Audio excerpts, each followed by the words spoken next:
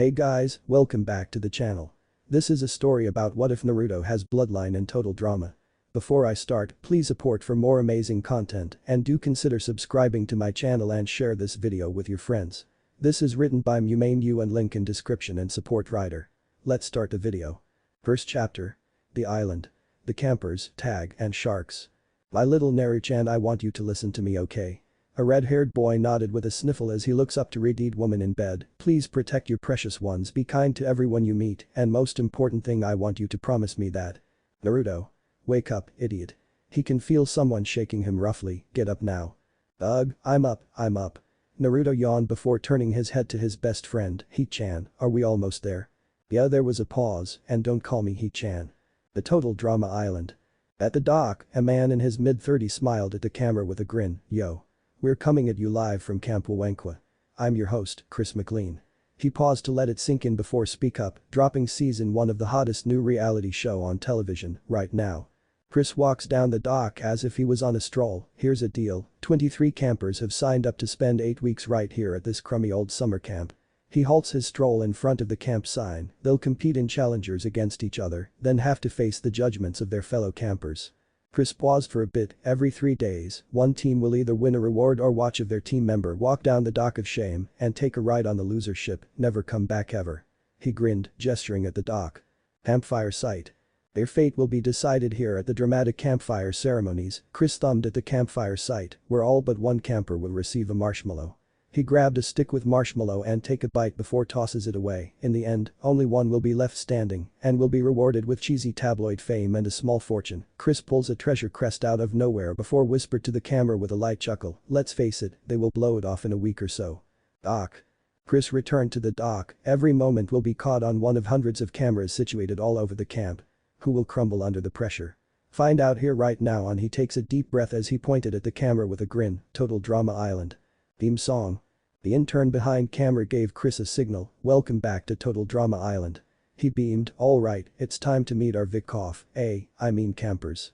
We told them they'd all be staying at a 5-star resort. Chris chuckled, so if they seem to be pissed off, that's probably why. As if it was on a cue, the ship just pulled up as Chris turned to face the first camper with his infamous grin, what's up Beth? The farmer girl suddenly tackles Chris with a squeal, causing him to give her a weird look, it's so incredulous to meet you. Beth blinked, wow, you're much short in real life. Thanks. Chris muttered with raised eyebrow before glancing to see a giant Jamaican walking up to him with duffel bags and greeted him, DJ.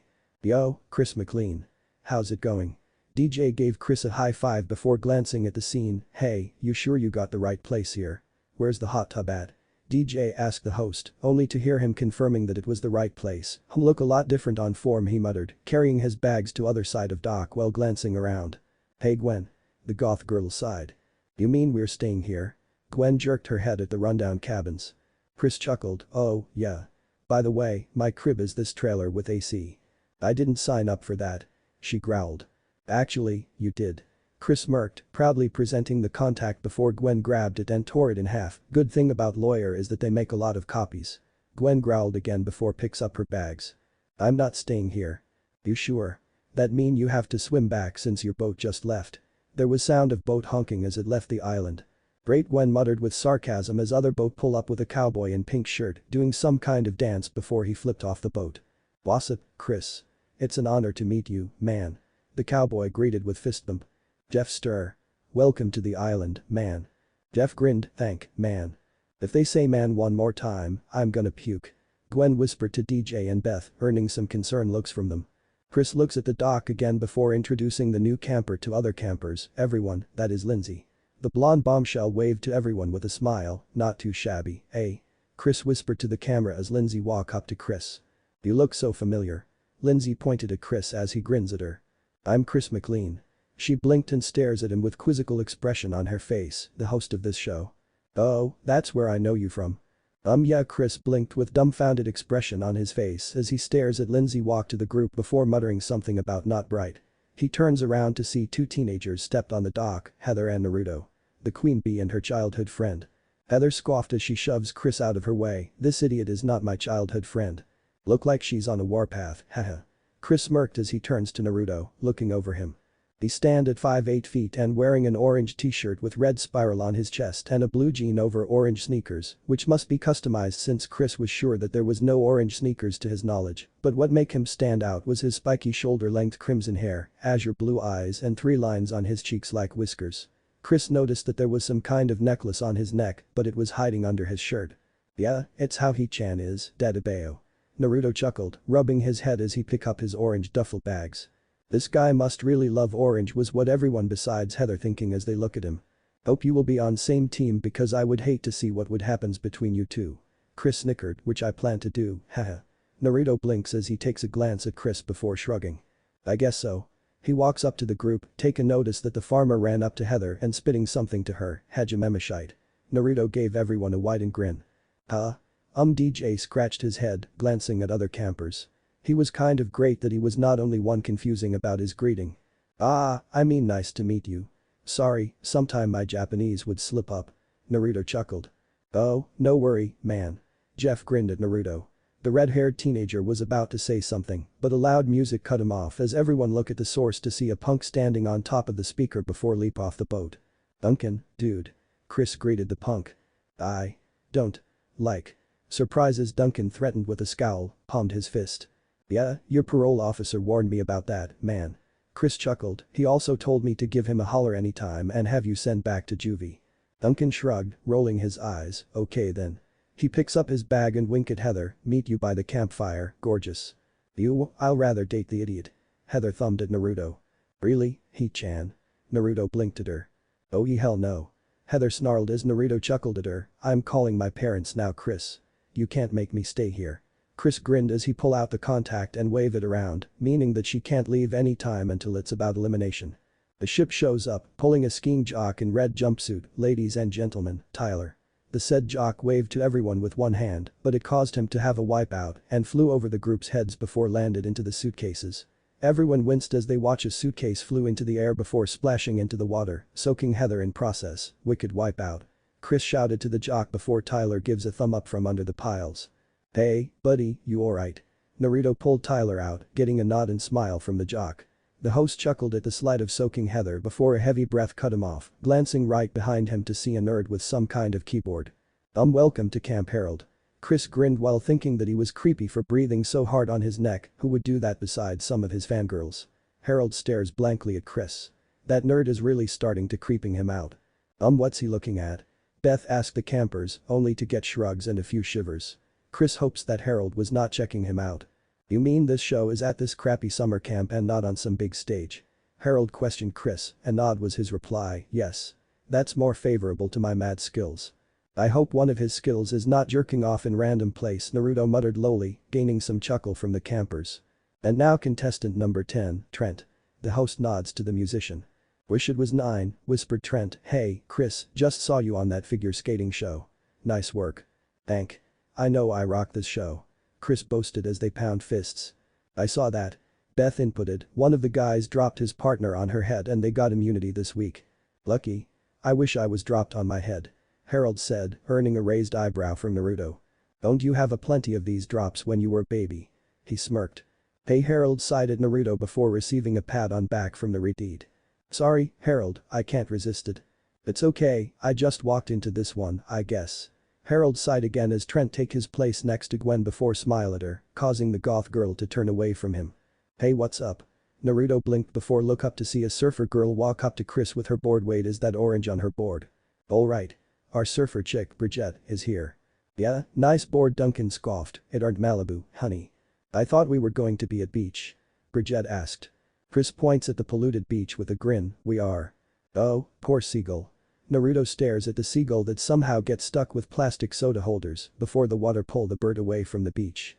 Great Bridget seems to be disappointed after seeing the polluted beach before bend down to pick up her bag, unawake that she just hit the host in head with her board. Ow, darn it. That hurt. Chris groaned, rubbing his sore head. I hope it doesn't bruise. My poor pretty face. Hi, I'm Jeff. Jeff greeted Bridget with eagerness in his tone as Bridget turned to him, swinging the board. It was lucky that the boys duck under it. Watch the board. Harold whined. Hi, I'm Beth. The farmer waved as the campers ducks again. You really have an awesome board. Naruto chuckled, it was kind of fun to see everyone ducking under Brigette's board and she never even noticed. Thank. Brigitte smiled, I also like your dyed hair. Naruto blinked before rubbing his head with chuckle. Actually, it's my natural color. As soon as he said that, everyone blinked before turned to him. Seriously? I never have ever seen an Asian with natural crimson hair. Gwen raised one of her eyebrows, DJ nods his head behind the goth girl. It's true. He got it from his mother. Heather deadpanned. She is starting to get tired of telling people that Naruto's red hair is natural. Well, I still think it's awesome. Brigitte smirked at Naruto. I agree with her. Lindsay waves her hand in air. Okay, now we met the surfer girl and confirmed Naruto's natural color, can we please get on with the show? Heather growled, squeezing the water out of her hair. Did someone miss their double cappuccino macchiato this morning? Duncan smirked as Harold snickered. Yeah, she did. Kind of my fault. Duncan slowly turns to Naruto with widened eyes. Seriously? I was joking. Wow. Idiot, stop telling them things. Heather growled, holding up her hands as if she wants to strangle someone's neck. The host winced as he touched his head, he just missed something that the campers was talking and he hoped that someone got it on camera. What if it was a drama? Our next camper is Noah. You got my memo about my allergies? The bookworm asked the host. I'm sure someone did. He already got it, but he tosses it in the trash can just before the show. Wonderful, Noah said sarcastically, is that where we will stay at? No, it's your mother's place and we're throwing a party. Duncan palmed his fist. Unnoticed to everyone, Naruto was about to say something, only to end up getting slapped upside the head by Heather. Cute. Nice piercings, original. Did you do it yourself? Noah deadpanned before Duncan grabs his lips with his hand. Yeah, you want one? No thank, can I have my lips back, please? Duncan released him with a grin, thank. What's up, y'all? Lashawna's in the house. Everyone look up to see a black teenager waving at them and they can hear Harold gasping at her. Hey baby, how you do? She give Chris a high five, feel free to quit now and save yourselves troubles. She teased the campers as the campers chuckled at her jokes, give me some sugars, brother. Lashawna raised her hand to DJ as he replied back with high five. I've never seen a girl like you in my life before. Harold bubbled. Excuse me? You're real big and loud. What did you just said to me? I'll get the shovel. Naruto whispered to Noah, the bookworm smirked as everyone winced at Lashawna yelling at Harold before Brigitte and DJ hold Lashawna back. Haha, we got a drama going on. Chris chuckled, rubbing his hands. He can smell the paychecks coming in, but he better stop them since they were going to waste the time and save drama for later. Settle down, campers. Save it for later. The host shouted at them, Lashawna huffed as she glared at Harold while fixing herself up. Chris walks up to two new campers in matching clothes, ladies. Katie, Sadie. Welcome to your new home for 8 weeks. Oh, my gosh. Look. It's a summer camp. Katie gushed to Sadie. I always wanted to go to summer camp. Which one are Katie and Sadie? Naruto asked Trent. I'm not sure, he responded with a shrug. Chris rubbed his head before noticing the homeschooled farmer Ezekiel. What's up, man? I think I see a bird, eh? Trent snickered as everyone looked at Ezekiel with puzzled expression. Dude, I know you're homeschooled whole your life and don't get out much, but please don't say too much, okay? Ezekiel nodded with smile. For the first time, I worry about a teenager. That's just wow. Gwen shook her head, dumbfounded. Cody. The codes stir. Cody flashed his gap grin as they high-fived. Psyche to be here, man. He strolls up to the female campers, I see the ladies have already arrived. He winked at them and everyone rolled their eyes. Cody turns around to say something to Lashawna, but the sassy girl placed her finger on his lips. Save it, short stuff. Cody grinned at her before taking his place. Eva.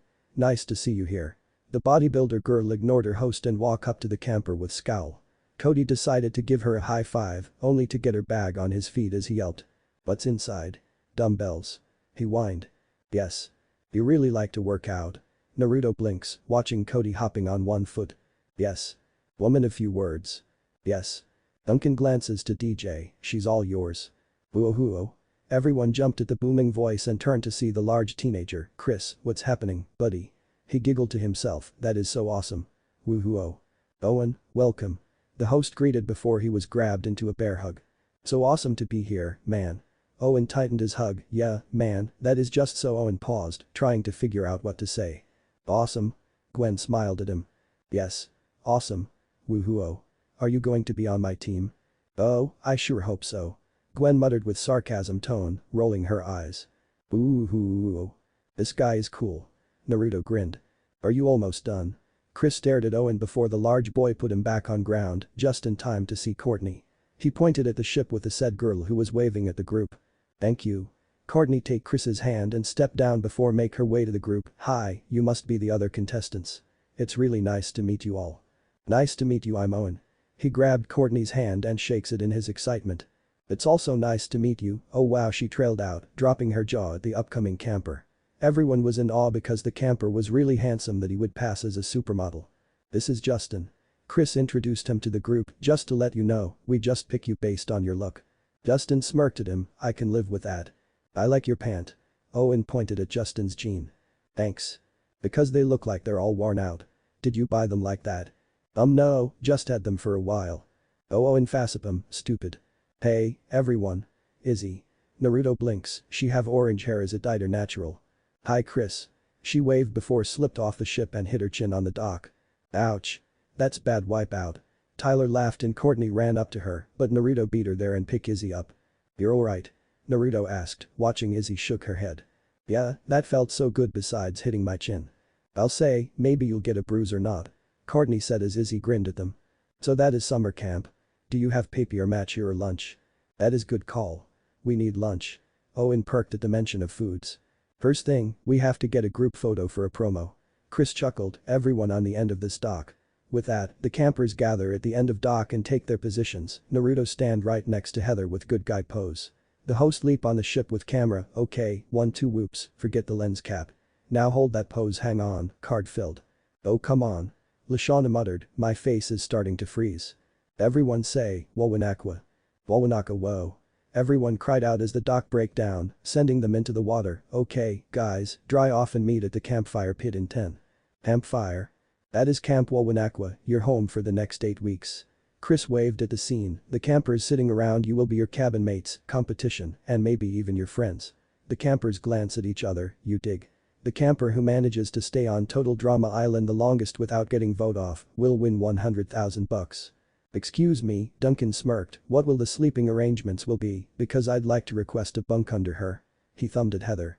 Heather gasped in disgust, they're not co-ed, are they? No. The host shook his head, girls get one side of each cabin, and dudes get the other. Good thing since he's not your type. Naruto chuckled, ruffling Heather's head. The queen bee slapped his hand away, idiot, don't mess with my hair. We're on nationwide show. Gomen. Naruto grinned, rubbing his head. Excuse me Kyle. Lindsay raised her hand, can I have a cabin with a lake view since I'm the prettiest? Yeah but that's not really how it works here, Chris sighed, and it's Chris. But I have to be with Sadie or I'll die. Yeah and I'll break out in hive. It's true. That cannot be happening. Gwen groaned before Owen grabs her and Tyler in headlock, aw come on, guys. It'll be fun. Like sleepover. I agree with big fella. Naruto chuckled, patting Owen's back, well beside the sleepover part. At least you don't have to sleep next to him, Tyler whispered to Gwen, nodding to Duncan holding a deer in headlock as he grinding his fist on the head. Originally I was going to split you in 2 teams, but we have odd number of campers, so guess what? All of the campers shake their heads in synchronize, we are going to have a challenge right now. One of you will get instant elimination, which would even up the numbers of campers. What? Everyone cried before Courtney stands up with scowl, but we just got here. Too bad. He sing-song, now for our first challenge, it's going to be Chris pulls out a black ball behind his back, the competitors can see that there was some kind of timer on the top of the ball. Paint bomb tag. The rules are similar, the person who hold this ball is the it, he tossed the ball up and down, there will be no tag backs, the new it have to freeze for 10 seconds, there are no safe zones with me so far. The host paused to make sure that everyone understands, as you see, this ball have a timer, which is the exact number of time limit and it will explode it at the end, and the loser will be covered in paint. The eliminated camper will have to walk down the dock of shame, no shower at all. No shower? Beth gulped, that would be so humiliated to go out on the first day like that. So anyone want to be it? Chris wiggled his eyebrows, by the way, it is 1 hour time limit. No one said anything unless someone speak up, I'll do it. Thank, Naruto. I'm glad that you step up. The ball soared over everyone's head and landed in the Ritide's hands, pushed the button on the timer to start the game on my command. Got it, Dadabeo. At ready the campers scrambled, set Naruto smirked, his finger hover over the button, tag. Timer. 1 hour. And wait to see someone gets a new coat of paint. Naruto laughed, walked off to find the hiding campers. He decided to check out the boathouse since it's close to the campfire, maybe some of campers would be there. Tyler. The jock was emptying the large box before diving into the box, placing the lid over his head, leaving a small gap. The game is so mine. Tyler laughed, only to cut off as the lid lifted to reveal Naruto staring back at him. How? Boathouse was close that and you were laughing so loud. Naruto handed the ball to Tyler before taking off. Sorry buddy. It's cool, man. The jock sighed as he rubbing his chin, tried to figure out which place to check out for any hiders. Harold. The nerd decided to take a refuge in a bathroom, using one of the stall. This is a perfect spot, no one would find me here. Harold snickered to himself before the stall door opened. Ack. The person turns out to be Duncan, and Harold was kind of relieved that he doesn't have the ball with him. Duncan smirked at him, well that's not a bad spot, mind giving it to me? Harold crossed his arms with narrowed eyes, no way Duncan. Go find another place, gosh. The punk smirk become a grin before he grabbed Harold's collar and pull him up close, nose to nose. Want to reconsider it? Duncan holds up his fist. Yeah, haha. Harold chuckled nervously before Duncan tossed him out of the stall, slamming the door on Harold's back. Gosh, that was my spot in first place, he sighed before run out of the bathroom to find another hiding spot. Timer. 52 minutes. Tyler gulped as he glances at the timer, running up to one of the cabins. Early, he saw one of the campers rushed into the cabin before chose the boathouse, and he hoped that the camper was still there. As soon as the jock gets closer to the door, he tripped on the step and barreled into the door, slammed upon the floor. Ouch. That'll leave a mark. Tyler groaned before look up to see concerning DJ, are you alright? The giant asked, only to get a ball. He blinked once, twice, and third time before groaned, oh man. The jock gets up with another groan before run off while shouting his apology to DJ. Hey, why did Tyler take off?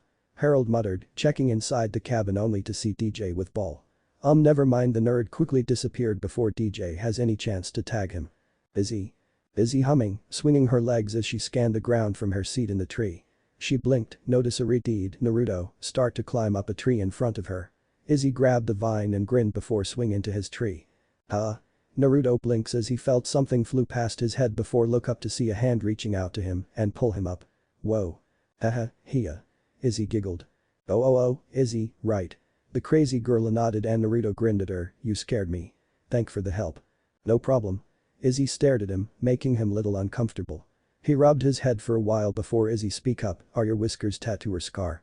Oh, nah.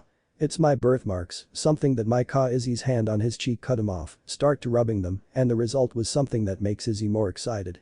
You just Naruto swatted her hand away lightly with red face. No, I didn't purr at all. He purred again before hold her back, DT don't. She kept giggling and attempting to rub them again. Duncan. The punk scowled as he scanned the area, juggling the ball in his hand. The next time he see that dweeb, he'll give him a piece of his mind, meaning his fist. Somehow DJ managed to tag Harold after a while, then this nerd just come back to his hiding spot and tagged him. It really took him aback, gave Harold a chance to run off before Duncan think of hit him. Ugh, that sucks, he growled, tightening his grip on the ball. Timer. 41 minutes. Gwen. Somewhere in the woods, Gwen was crouching inside a bush. She sighed before stiffened as she hear a sound of footsteps getting closing. Who would it be? It or slowly the goth peek out inside, it was just this blonde girl, Lindsay if she recall. Shall I just tell her that she kept running in a circle? Gwen whispered to herself before shrugged, nah, I'm sure she would figure it out. She was wrong and has to watch Lindsay run around for the rest of time. Duncan. See ya. Duncan chuckled, walk away from the nude. Wonderful, I'm so happy that I'm it now. The bookworm shot back, glared at Duncan's back as he retreated to whatever he come from. Maybe he won't have decided to hide behind that boulder to read his book. Noah sighed before wandering around, taking his time and making plans in his head. If he decides to wait until the last minute and hand it to someone, this person will be out right away because of no tag back rule, and he have a lot of time to kill, according to the timer after another glance, correction, he have to find someone soon. Timer. 29 minutes. Cody and Trent. The duo was hiding right behind the Arts and Crafts Center building and was chatting about music and what kind they enjoy. Really? Never pegged you for a fan of classical music. No offense, Cody. Yeah, it's okay. I really never understand why everyone would ever think that I'm into electronic music, it's not this good. Heather. The queen bee was filing her nails without any worries. She was sitting on top of the sink in the communal bathroom and glanced at the door to make sure that it's still locked. What if someone have skill to pick a lock like Naruto always does when he pulls some of pranks? Ugh, the idiot better not get himself kick off. She blows her hair up, I need him for the alliance, since he's more useful than anyone here.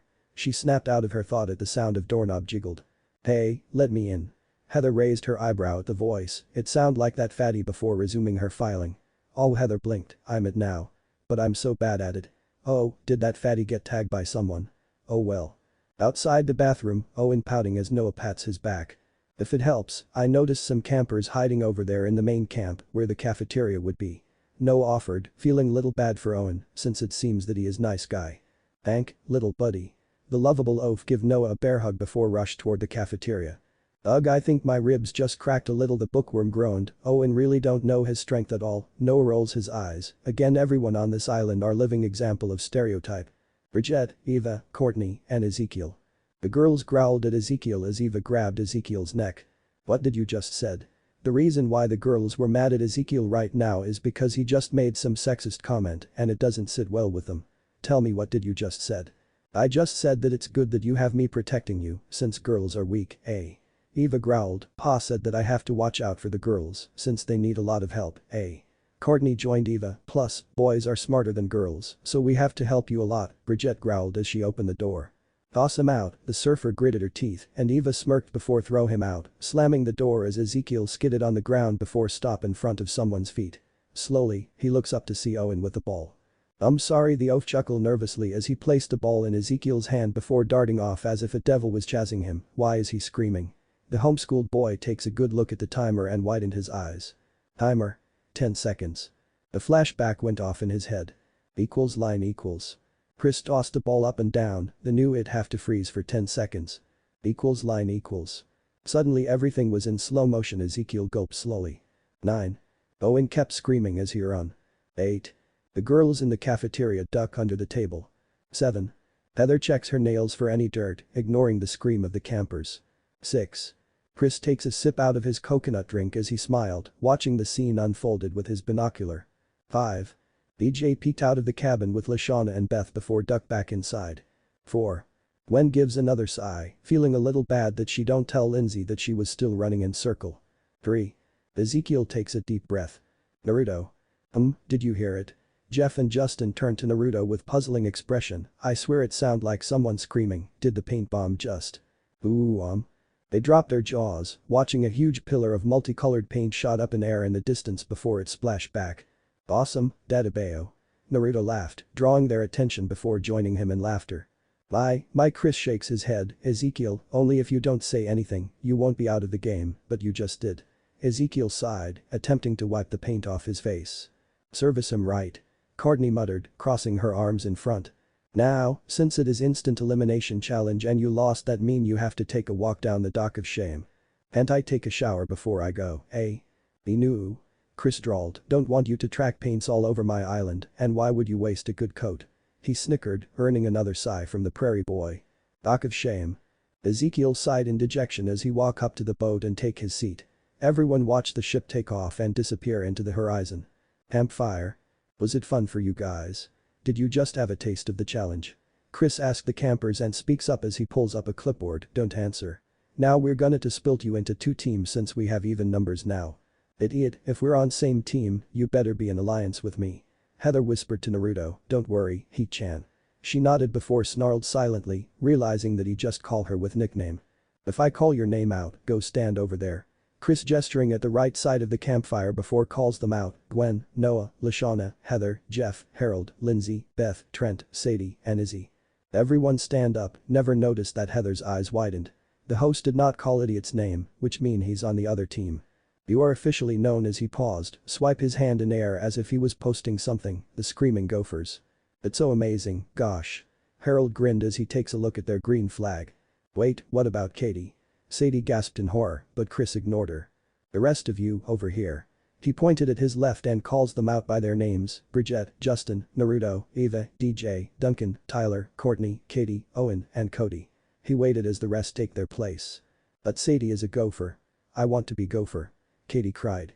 There. Katie, is it? Come on. Country escorts Katie to their group, it'll be okay. It is so unfair. Katie sobbed, I'll miss you, Sadie. I miss you too. They must be really close, Naruto guessed. It was kind of same with Heather, but knowing her, she will never admit it at all, because she have her pride or something like that. Chris tossed them a red flag. You guys will officially be known as. Owen grabs it and unfurled it, the killer base. Woohoo. I'm a base. Owen cheered, grabs everyone in a group bear hug with a huge grin on his face. Naruto blinked, did you give us red flag on purpose since I have red hair? Nah, just a coincidence. Somehow Naruto don't believe Chris because his eyes just shifting side to side. Alright, campers. I'm not sure if I already told you that, but you and your team will be on camera in all public areas during the competition and confession. Everyone blinks. Confession. Confession. You'll also be able to share your innermost thoughts or make video diaries anytime you want to. Chris grinned at the camera inside the outhouse as the flies flew around him. Let the audience at home know what you're really thinking, or just get something off your chest. Static. Okay, Gwen deadpanned, so far this sucks. Static. I don't get it. Linde stand in front of camera with her back facing it. Where's the camera guy? Static. Honestly, I'm not really in for money. Naruto licked his lips and scratching his head. He-chan kind of forced me to sign up, and well, I also have my reason for coming here. Static. Somehow a duck was putting on a pink lipstick and quacks at the camera. Static. Hey guys, check that out. I have something important to say. Owen placed his hands on his hip before farted loudly. He giggled to himself. Alright, any questions? One of them raised their hand. No. Cool. Let's find your cabins. The host clapped his hands, lending them to the cabins. Cabins? Gophers, you're in East Cabin. Chris pointed at the East Cabin. Base, you're in the West. Grab your stuff and settle in. The teams walk to their cabins as Chris watches them. After entering the male side of cabin, Naruto take a good look around before walk to one of the bunk beds at the back of the room before asking his male teammates, who's going to bunk with me and which one would you like? Is it cool with you if I take the bottom? DJ asked with gentle smile and Naruto nodded as he tossed his bags on top bed. Hi, it's cool with me DJ, right? That's right, nah Naruto, did I say it right? The gentle giant find it little harder to say his name since it's something that he never heard it before and worried that he may get it wrong, but his concern was erased after Naruto give him a nod with grin. Want to talk to guys, getting know each other since we're going to see each other a lot. DJ agreed with Naruto after placing his bags on his bed. As soon as they walk out to talk to the teammates, Naruto turned his head around before asking, where's this little guy, Cody? Yeah. Cody flew past them before landed on the ground with a thump. He decided to hit on Chicks and Gopher's cabin. He just walked inside their room. Duncan chortled, watching Cody pick himself up. Courtney was about to say something, but a loud cry cut her off before everyone glanced to see Lindsay wailing for some reasons. I'm glad we're in our own cabin with just guys. You know what I mean. Owen chuckled as the boys starting to give him a look. I mean no, I didn't mean like that. He stammered, I love chicks. I just don't want to sleep near them. No, I mean. Duncan rolled his eyes. Excuse me Chris. Jeff shouts out to the host with a wave, is there a chaperone of any kind in this facility? You're all 16, Chris looked little nervous for some reason, as old as a counselor in training at a regular summer camp. He grinned, so other than myself, you'll be unsupervised. Actually, we are. Isn't that what cameras are for? Naruto raised his eyebrow and Chris muttered something about wise ass. Anyway, you've got a half an hour to unpack and meet me back at the main lodge starting now. Chris turns around and went to the main lodge to talk to his co-worker and get things ready. It wasn't long enough until Lindsay screamed in terror within the Gopher's cabin, startled everyone before they take a look inside to see her standing on the chair, pointing at a roach scurrying around. Oh man, that white girl can scream. Lashawna said before the roach crawled toward DJ, draw an unmanly scream. He jumped into one of the bunk bed and breaks it by accident. That was my bed. Gwen deadpanned, can't believe it. It's official, the universe must hate her right now. The rest of campers stomp around, trying to kill the bug before Naruto quickly catch it in his hands and smiled at the roach. Come on, guys, don't be cruel to little fella. He lightly pets the bug's back, poor guy was just curious, I'll release him outside. Maybe but, it's gross. Beth shivered. Maybe but it is alive. Let me know if you find any bugs, I'll just catch and release them outside. Naruto smiled, walk outside and put the roach on ground gently. Here you go, fella. The roach crawled off his hand before turn around, everyone blinks as it rubbed its shell on his hand with a purring before ran away.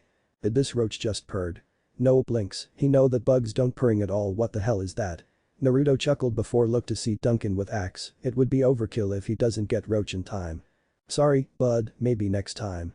He chuckled, patting Duncan's shoulder as he walked back to his cabin to unpack his stuffs. Duncan shrugged, he doesn't mind it, as long as he has to keep the sweet axe that he stole borrowed found okay, he just stole it. Main lodge. Listen up, I serve it 3 times a day, the chef shouted at the teenagers. Early Chris introduced the camper to Chef Hatchet, and some of campers was little afraid of him. Chef roared at them, and you'll eat it 3 times a day. Grab your tray, get your food, and sit your asses down now. Excuse me, Beth stuttered, will we be getting all the major food groups? Chef ignored them as he scooped the foods into their tray before Harold speak up, yeah, cause I get hypoglycemic real bad. Chef's eyes twitched once, if I don't get enough sugar. You get a lot of shut the heck up.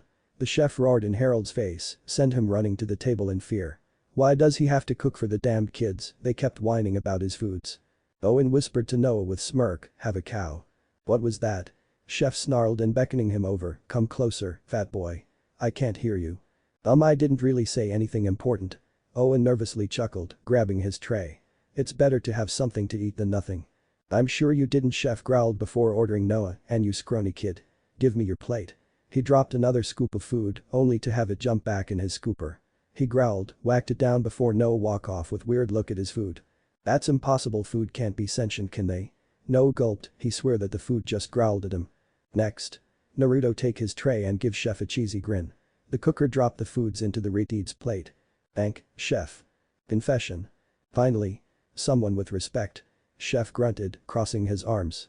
Do you know how rare it is to find a teenager who actually respect and eat my foods without making any complaints about my cooking? He sighed, rolled his eyes.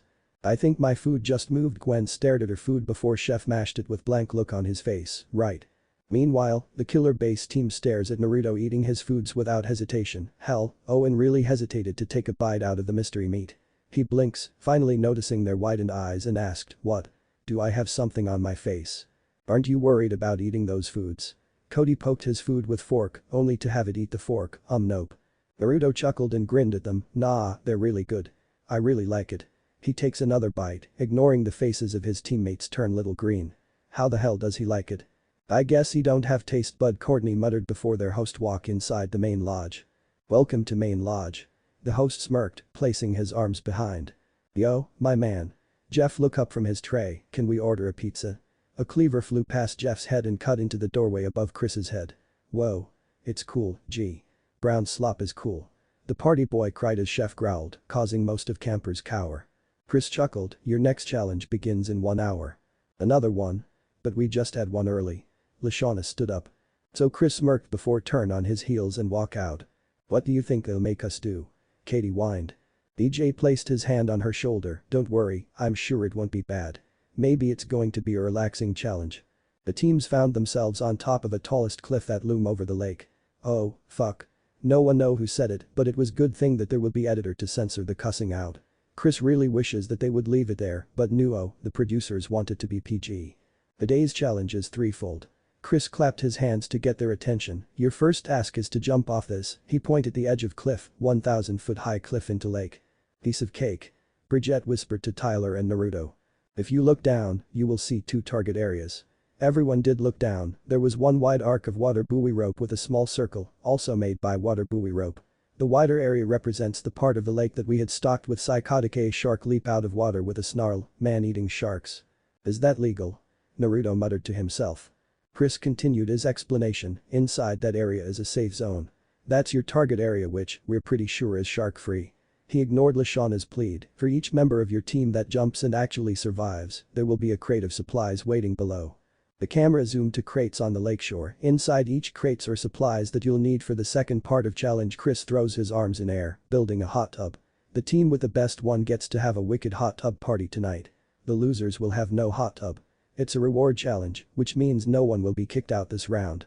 Why can't we kick off someone? Lindsay tilted her head. Because we already did early and it won't bring us a good rating if we kept kick people out in one day. Chris grunted, wish he can kick a lot of people out for fun. Anyway, the killer base, you're up first. Oh wow. Bridget peeked over the cliff to see how far it is, so, who wants to go first? She asked with a smile, no one said anything until Naruto stepped up with a grin. I would go unless you want to. He can hear Owen telling them that it's cool, since the reality show always test any stunts with their interns. If that's cool with you, I like to go first. Naruto nodded as Bridget looked at his black t-shirt over his orange-red board short. Aren't you going to take the shirt off since it will get wet? Naruto make a small wince that no one even noticed. I like to have shirt on when I go swim. He replied and Brigitte shrugged. See you at bottom. She smiled at him before turned to the teams with frown. It's really no big deal, just an insane dive into a circle of angry sharks. She takes a dive as everyone ran up and looks at her diving into the safety zone. Brigitte come out and waved to everyone, showing that she was fine. My turn, Dadabeo. Naruto ran and jumped off the cliff with cry, cannonball. Idiot Heather mumbled, not even worried about Naruto's safety. The said boy landed in the safety zone with large splash before his head shoot up from the water. That was fun. Naruto turned to the sharks before call out to them, hey sharks, mine gives me a ride to the lakeshore. I'll give you some meats to eat if you like. WWW what? Are you crazy? They're psycho. Man-eating sharks. The teams cried out in unison, only to stand in shock as one of the sharks swim up to Naruto and bring him to the shore, holding on the fin. Thank, fin. Naruto rubbed the shark's back, will any kind of meat be fine with you? Confession. I'm not going to make any comment about that, Noah muttered with blank expression. Static. They even named this shark when deadpanned. Static. Is it me or did this shark purred? Since when they can purr? Justin blinks, unsure if he just imagined it before adoring himself in mirror. Everyone turned to Heather since she's his childhood friend and hope she will answer their question. I stopped trying to figure him out years ago, was all Heather can say. Tyler shook his head, clearing up the shock and said, I'm going next. He took a few steps back and ran off the cliff, cowabunga. Oh. Brigitte and Naruto groaned, witnessing Tyler's body clashed with one of the buoy's tower before he slid down into the safety zone. One by one, Duncan, Eva and Cody dived and made it to the safety zone. DJ stares at the lake with fear written on his face. None. No way, man. He gulped, take a step back. Not even going to jump. Scared of height. Chris smirked at DJ. Yeah, ever since I was a kid. That's okay, big guy Chris walks up to the giant and putted a chicken hat on DJ's head, unfortunately, that also make you a chicken. You'll have to wear this for the rest of the day. Aw, man. For real. Balk, balk, balk. Chris clucked, that mean a chicken path is this way. He pointed at the escalator that mysteriously appeared on the cliffside. DJ sighed as he rides it down. Excuse me Chris. I have a medical condition. What condition Courtney? He never heard anything about her having medical condition. A condition that prevents me from jumping off cliffs. You can chicken out if you want to, Chris smirked at her as he checking his nails, but it might end up costing your team the victory. And then they'll hate you. It's a calculated risk. Courtney gazed at the Gophers, I've seen the other team and I don't think most of them will jump. Alright, here's your chicken hat. The host chuckled before turned to the remaining base teammates, so who want to go next? I'm not jumping without Katie. Sadie cried. We have to be on same team. Katie cried with her before get up closer to Chris's face, please. Can we be on same team? Can we? Can we? Can we? Can we? Can we? They chanted together. Oh, for the love of fine. A loud squeal almost deafened him, W who want to switch? He cleans his ear with Pinky. I'll switch places with her. Izzy raised her hand and Chris nodded, writing it down on his clipboard. Sadie, you're Gopher and Izzy, you're base now. Izzy grinned before dived into the safety zone. Did she switch place with Sadie? Duncan said to Naruto, and he gives a little nod with unsure expression on his face. Now, Justin. The model smirked before dived but landed in dangerous zone. Everyone screamed as the sharks zoomed into Justin, but they stopped and take a good look at him. Justin smiled at them and they fall in love with his look, one of them carries him to the shore. Wow, his handsome really come in handy. Chris chuckled before turned to Owen, now will you jump or chicken out? Maybe your jump will bring them win no pressure, man. The large boy gulped before put on his water floaters. The killer base team cheered him on as he inched closer to the edge. He takes a deep breath before closed his eyes. Confession. Owen gulped, look at the corner. See, the thing is I'm not that strong a swimmer. Static. Jeff smirked at the camera, I looked at this guy and thinking, there's no way he's going to make it. Static. Brigitte rubbed her arm, I was really worried about Owen, I thought he gonna die. Owen walk a few meters back, take a good run at it, buddy. You can do it. It was really surprised that Chris was encouraging him on. I'm going to die now, I'm going to freaking die now. He takes a deep breath and screaming on top of his lungs as he ran up to the edge and jump off with a scream, oh crap. Owen landed in the safety zone, causing a huge wave that knocked the killer base team down and some sharks landed in Naruto's arms. Fin, Fang, and Jaw, are you alright? Naruto asked them, only to have them shivering in fear of their near-death expression. Break time until we get the sharks calmed down and have them back in the lake. Chris blinks at the sight. And we're back. Chris grinned before he turns to the Screaming Gophers team, now it's your turn to jump. We'll throw in a pull cart to put your crates on. Nice. Trent grinned a small grin, okay, guys, who's up first? Us. Us. Us. Katie and Sadie chanted before they ran off the cliff, holding their hands and landed in the safety zone. I'm sorry, there's no way I'm doing this. Heather crossed her arms with her nose in air. Why not? Beth asked. Hello, Nation TV. I'll get my hair wet. You're kidding, right? Gwen asked, not believing what the queen bee just said. If she's not doing it, I'm not doing it. Lindsay said, looking in Heather's eyes. Possible alliance. Heather smirked in her thought, only to snap out of it as Lashawna growled to her. Oh, you're doing it. Says who? Says me. I'm not losing this challenge cause you got your hair day, you spoiled little daddy's girl. Noah smirked, seemed to be amused by their fight, the boys gulped as Lindsay stepped back in fear. Back off, ghetto glamour, too tight pants wearing, rap star wanted. The girls gasped. Mall shopping, ponytail wearing, teen girl reading, peeking in high school prom queen. Lashawna shot back. Well, at least I'm popular. Heather smirked, oh snap. Everyone gasped, watching them fighting. You're jumping. Make me. Lashawna decided to do what she said and pick her up before throw her down, watching her landed in safety zone. Lashawna, you are so dead. Hey, I threw you into the safe zone, didn't I? Lashawna shot back before whispered to herself, now I just hope I can hit it too. She jumped off with a scream and landed next to Heather in safety zone. Lindsay glanced at Chris, I thought this was going to be a talent contest. Yeah, the host laughed, no. Okay, Lindsay gulped before dive with a scream, making it to safety zone. Gwen also joined her before Jeff jumps, swinging his hat around and wooing. Both of them made it to the safety zone. I can't do it. Beth looked nervously at Chris, I'm too scared. The host pulls out chicken hat, I'm sorry. She cried to her teammates. This is, like, so lame, right? Lindsay turns to Heather with smile. Fully lame. Heather agreed with her before someone call out to her, ruffling her hair in process. Oh, He-chan, did you make friends? I'm proud of you. Idiot. How many times do I tell you to not to? Heather swatted his hand away as he chuckled. His eyes glanced to Lindsay and give her a smile. Lindsay, was it? The blonde bombshell nodded with smile, I'm glad that you're friend with her, I know she can be very tsundeer, so please get along with her. I'm not tsundeer. She cried out with red face. Yeah, I will, Nate. Lindsay nodded again with smile. Haha, it's Naruto. See you two later, I have to go back to my team. He waved at them before go back. Hannah, what's tsundeer? Lindsay blinked, but Heather doesn't even answer her question at all. They both turned back to see that Noah and Trent already jump off and made it safe. Okay, campers, there's only one person left.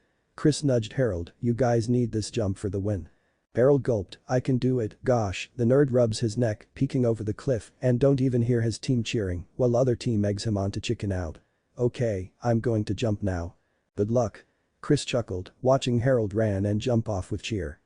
Shouldn't he keep his legs together because Naruto attempted to say before winced as Harold landed on his family jewelries with a high-pitched scream that make all males to winced, feeling the phantom pains. The sharks also winced. Oh, hate to see that happen.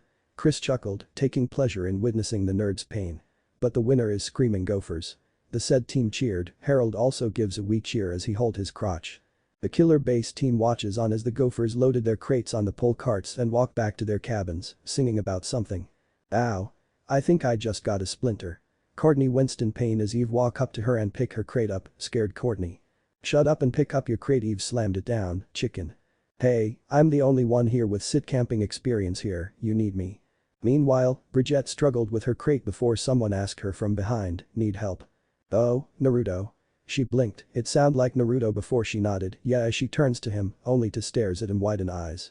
He was holding up two crates while balancing the third one on his head. On second thought, it would be harder on you so I would do it. No worries, I'll put one of the crates on your crates and we'll push them together, cool with you? Bridget rubs her arm, thinking about it before nods, great. Don't worry about the third one, Tyler will get it when he get back after finishing up something. Oh, that's good.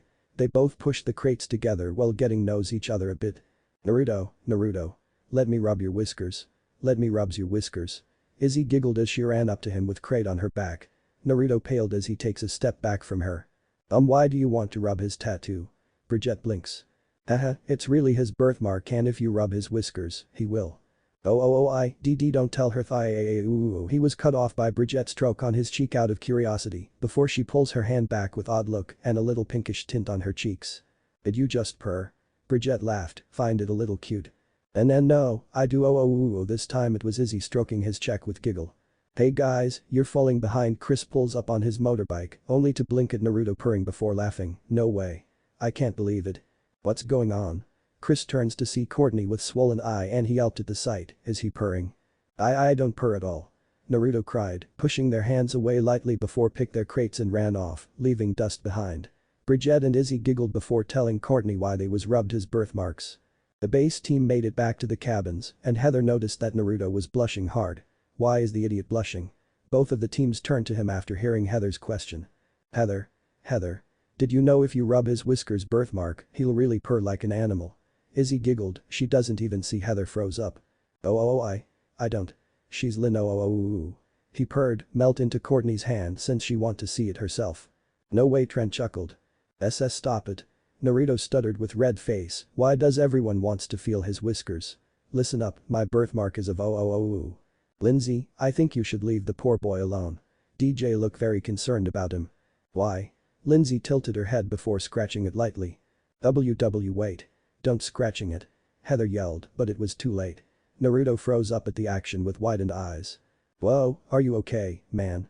Jeff asked as he poked Naruto, not getting any reaction. Is he okay? Lindsay looks worried since it was kind of her fault. Suddenly Naruto purred in bliss and cuddled into the close person, turn out to be Duncan. Dude. He cried, tried to prying him off. Don't bother. Idiot will be out of it for a while. Heather snorted, it always happens when someone scratches his cheeks and he won't remember anything in his bliss. It will take him to snap out in about 30 minutes. How long will he be on me for? About few minutes before he will switch you with someone. The queen bee rolled her eyes and he really has iron grip so don't bother if you want him off. As soon as Naruto snapped out of his bliss mode and does not remember anything, the teams agreed on unwritten rule, and that's not to scratch his birthmark until you want him to cuddle on people. Even Chef was victim of it when he tried to pull him off Chris on his order.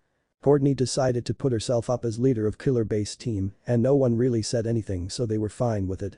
It was obvious that the Screaming Gopher team have a good teamwork, something that the Killer Base was missing as they attempts to building a hot tub. It took them hours to finish up before Chris show up and look them over. First he walk up to Gopher's tub and hummed. This is an awesome hot tub. The team cheered and he walks up to the base's tub as the base team gasp in worry. He pokes it gently before it falls apart, watching a seagull that somehow got in their tub float away. Well, it's obvious that we have a winner here. Chris glanced at each team before shouting, the Screaming Gophers. Enjoy your party with the hot tub, which you will keep for the rest of summer. The Gophers cheered more and the bases groaned. Chris turned to the Killer Base team and you guys will have no party. Suck to be you. Well, at least, no one is kicking off this round. DJ tried to cheer his team up. Chris stood on the dock with grin, now it has been a crazy episode. We have seen our farmer boy get a new coat, a lot of screaming, purring, and a lot of weird things most around Naruto for some reason. Chris tapping his chin with his index finger, I wonder what would happen next time on Total Drama Island. Naruto yawned, decided to turn in early, and he wasn't alone because some of them were tired after a long day. So far today was interesting and fun besides some strokes on his cheeks. He got to know a few campers here and hope he will know everyone before the end of this show, maybe they will become his friends. He unzipped one of his bags and takes out his sleepwear, something inside catches his attention before he picks it up. It was a large thick envelope. Naruto sighed softly with saddened expression before place it back inside. I still have a lot of time, better not worry about it until later. He glanced around the room to make sure that his teammates don't see him before take his shirt off to reveal a large scar on his chest, over his heart, and quickly put a black shirt on. He rubs his hidden scar, want to forget this incident before shake his head as he put on his orange Raymond patterned pajamas pant. I wonder what tomorrow will be like, Naruto muttered softly before he closed his eyes and fall asleep. Chapter 2. Island. 3 Challenges and Bonds. Doc. Last time on Total Drama Island, Chris narrated, 23 campers arrived and learned that they'll be spending the next 8 weeks at an old summer camp. After I, your handsome host, found out that we have extra camper, so we decided to mix up with a good old-fashioned paint bomb tag. He chuckled at the memory from the first episode. There were a lot of tags and Ezekiel would have made it only if he kept his mouth shut, but he did and it cost him. The footage of Ezekiel screamed before the bomb blow up after give the old camp a new paint job, the prairie boy have to go back home on the first day. The host turns to the camera, there was a small break before I give them a reward challenge. 2 in one day, who would have seen it coming, eh? They were called to their second challenge where they have to jump off a cliff into shark-infected water. Oh my. Chris chuckled again. There was a lot of screaming and purring, but it all ended in Gopher's victory, earning a sweet hot tub. Now today, who will be voted off for the first time in a dramatic campfire ceremony? Find out tonight on Total Drama Island. Heather chews her lip as she fidgets with the bandages on her right hand. She tugged it a little and glanced at Naruto with her tear-stained eyes. The said boy groaned as his eyes fluttered open. He-chan, he moaned weakly before Heather placed her hand on top of his hand. Relax, don't speak. Is it over? She nodded, tightened her hold on his hand. Yeah, you don't have to worry about everything went white, following with a loud noise. Screaming Gopher's cabin. Heather bolted up as the Gopher girls screamed at wake up alarm, courtesy of Chris and his air horn megaphone. She groaned, not listening to Lashana screaming at Chris. Was it dream? No, it was a memory from long time ago, she frowned, why did I remember it now? Heather, are you okay? Heather blinked as she looks up to Beth, you seem to be in deep thought about something. I'm fine, just sleepy. Heather snorted as she crawls off her bed, let's see what Chris want. The host chuckled as he looks over the grumpy campers lining up, morning. Hope you slept well. Hi Chris. You look buff in these shorts. Heather said, trying to butter him up as Naruto gave her a weird look from other side of the line. I know, Chris winked, okay, I hope you're all ready because your next challenge begins in exactly 1 minute. The host tapped his watch before Owen asked him for breakfast. Oh, you'll get your breakfast, Owen, right after you complete your 20-kilometer run around the lake. Oh, so you're funny now, Eva growled as she walks up to Chris with a fist in air. You know, what I think would be funny, if Duncan and Naruto quickly hold her back as she flinging her arms around. Eva, try to control your temper now. Courtney whispered to her. The bodybuilder growled at Chris, you're enjoying this, aren't you? A little. Chris admitted, you have 30 seconds. Eva, I bet the run will cool you off. It's a workout if you look at it this way. Naruto said. Eva blinked at him before nodded with frown on her face. Confession. Okay, that girl, Eva, has got to get a handle on her temper. Courtney gulped before start counting on her hand, she only been here 1 day and she's already thrown her suitcase out a window and broken the lock on one of the bathroom doors. She paused while Naruto was inside. Static. Naruto looked very depressed and muttered in fetus position, I will never get married, she saw it all, I will never be a groom, he sobbed in his hands, and Heather rolled her eyes as she patted his back. His mother told me that he took it after her father, his grandfather. He'll bounce back soon. Okay, runners. Chris raised his finger in air as if he was holding a gun, get on your marks, get set, and go. Some of them ran off while the other decided to walk instead to save up their energies, since they were tired. P-chan, you're not running.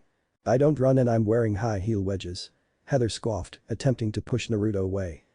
Want me to give you a piggyback ride, Dadabeo? Hell no. We're on different team. Naruto chuckled at her. Your loss, He-chan. He said before jogged to his teammate.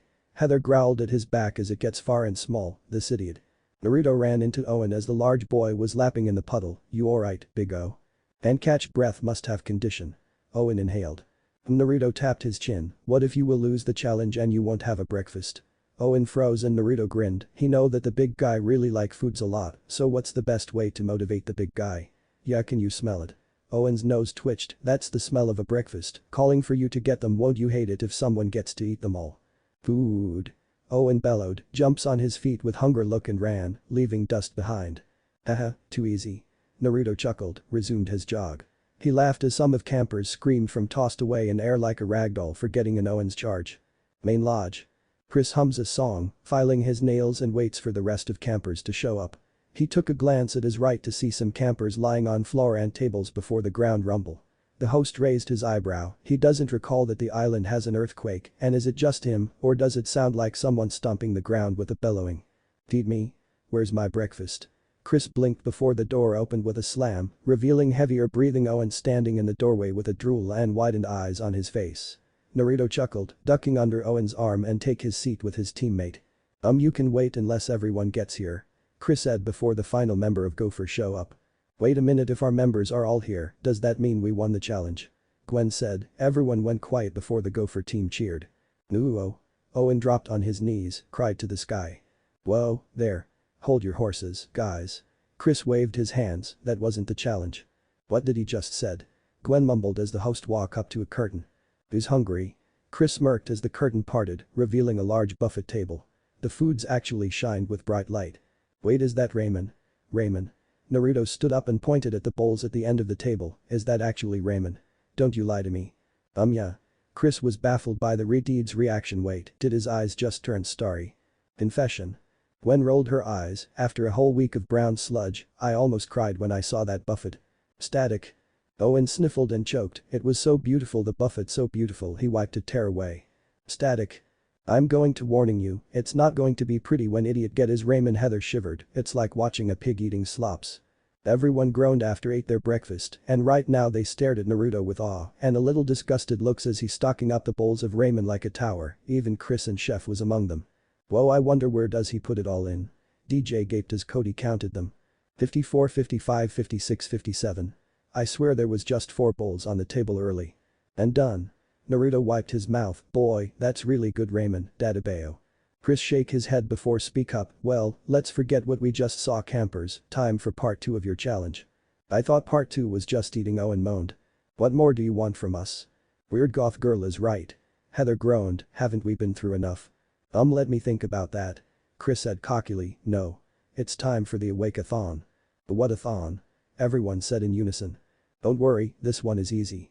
The host grinned. You have to stay awake until the team with the last camper standing wins invincibility. So what you're saying is the 20k are on in the eating frenzy. Gwen shivered at the memory of Naruto assaulted the ramen. Was part of your evil plan to make it harder for us to stay awake. That's right. Chris admitted with sadistic grin. Man, he's good, everyone agreed with Gwen. Move, move, move. Chris pushed everyone out as Trent walked up to Gwen. How long do you think it'll be before everyone's out cold? He asked, and the goth girl guessed it would be about an hour. Naruto laughed, walking past them. Nah, I'm sure it will be longer than that. Campfire. The Redeed was right, it has been 12 hours and counting. All of the campers were still up before Owen cheered. Woo-oh-hoo-oh. Stay up for 12 hours. I can do that in my sleep. He immediately falls asleep on his feet, and Chris chuckled. Confession. Gwen sighed, that was the most brutal thing I ever done in my life. Static. I have a trick up my sleeve when the time is right. Naruto snickered, that's if He-chan don't bust me. Bridget yawned before look at the Screaming Gophers team to see Trent and Gwen stay awake by asking each other questions. Oh, that's not bad plan. She glanced to her side, Naruto was at her right and sleeping Owen at her left. It's pretty oblivious who she will talk to. Hey, Naruto, want to play 20 questions so we can stay up? Sure. He yawned. Let's start with easy one. Favorite color? Blue. I'm sure your favorite color is orange. Bridget smirked, earned a chuckle and nod from Naruto. Favorite food? Ramen. I really can't live without them. Naruto grinned and she giggled. They continued their 20 questions for a few hours. Heather was watching Trent hitting on Gwen before glance at Naruto and Bridget, her eyes narrowed with a sneer. Confession. So, my strategy is to get 2 other campers to form an alliance with me and take me to the final 3. Heather smirked, the only question is, who can I find that is either desperate or dumb enough to do whatever I say? She gives a smirk before it turned into a frown, and why is idiot talk to this klutzy surfer? I told him to not form any alliance until I'm in it. What are you doing? Heather turned her head as Gwen asked Lindsay, who was doing a handstand. Trying to get the blood to rush to my head. Lindsay said, I think it's working. Can I try? Beth asked and the bombshell answered, sure. Too easy. Heather smirked before call out to them, Lindsay, Beth, can I talk to you for a sec? Sure. The trio walks a little farther from their team before Heather turns to them with crossed arms. Okay, I have a plan to get me and 2 other people into the final 3, and I choose you guys. Really? You should know that this is a very big deal. I am placing my trust in you, and trust is two-way street. Beth and Lindsay nodded with smiles, so you'll do everything I say, then? Sure. Lindsay squealed to Beth, we're going to the final 3. Oh my gosh, I'm going to the final 3. The farmer girl giggled with glee. Speaking of alliances, you know who I think is really cute? Lindsay said to Beth. You mean, like Justin? Beth sighed dreamily as she stares at unmoving Justin. Nah, I'm thinking of someone else in the other team. Heather gets up to them closer and shakes her head with a frown. Oh no, no, no, no. You can't date anyone. Lindsay whined, why not? Because they are on other team. The queen bee snarled as she pointed at the opposite team, you can't inter-team date. It's, like, against the alliance rules. There are rules. Remember what I just said about trust. Heather shrugged, of course, you can always leave the alliance. She crossed her arms with smirk, if you do, I won't protect you from kicking off.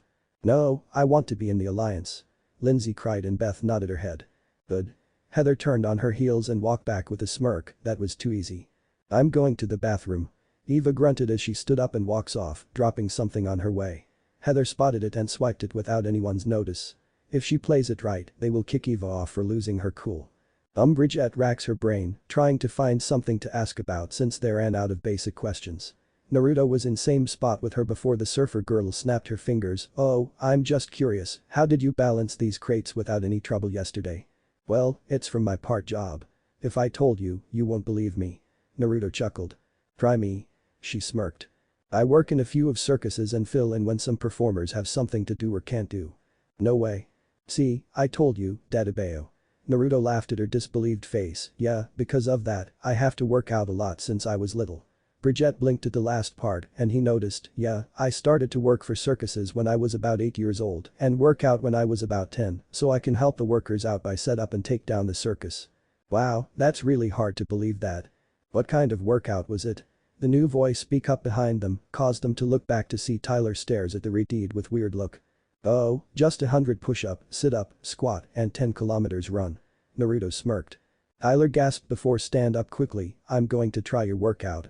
The couple watched him ran away before Naruto snickered and Bridget rolls her eyes. That was mean. She giggled. Hey, not my fault, he made it too easy. Naruto chuckled, my workout is just normal basic stuff you can use at a gym, combined with circus training since I was 10. Really, just these? Naruto scratched his head, well Smith-san, a performer, teaches me a few of fighting techniques to defend myself a couple years ago, so I guess that counts. Why did you work in circus at young age? She wondered. Well, I have to earn money since I live on my own at 7 years old after my Ka-san died from an illness and my 2-san don't know that I exist since they broke up a few days before Ka-san found out about me.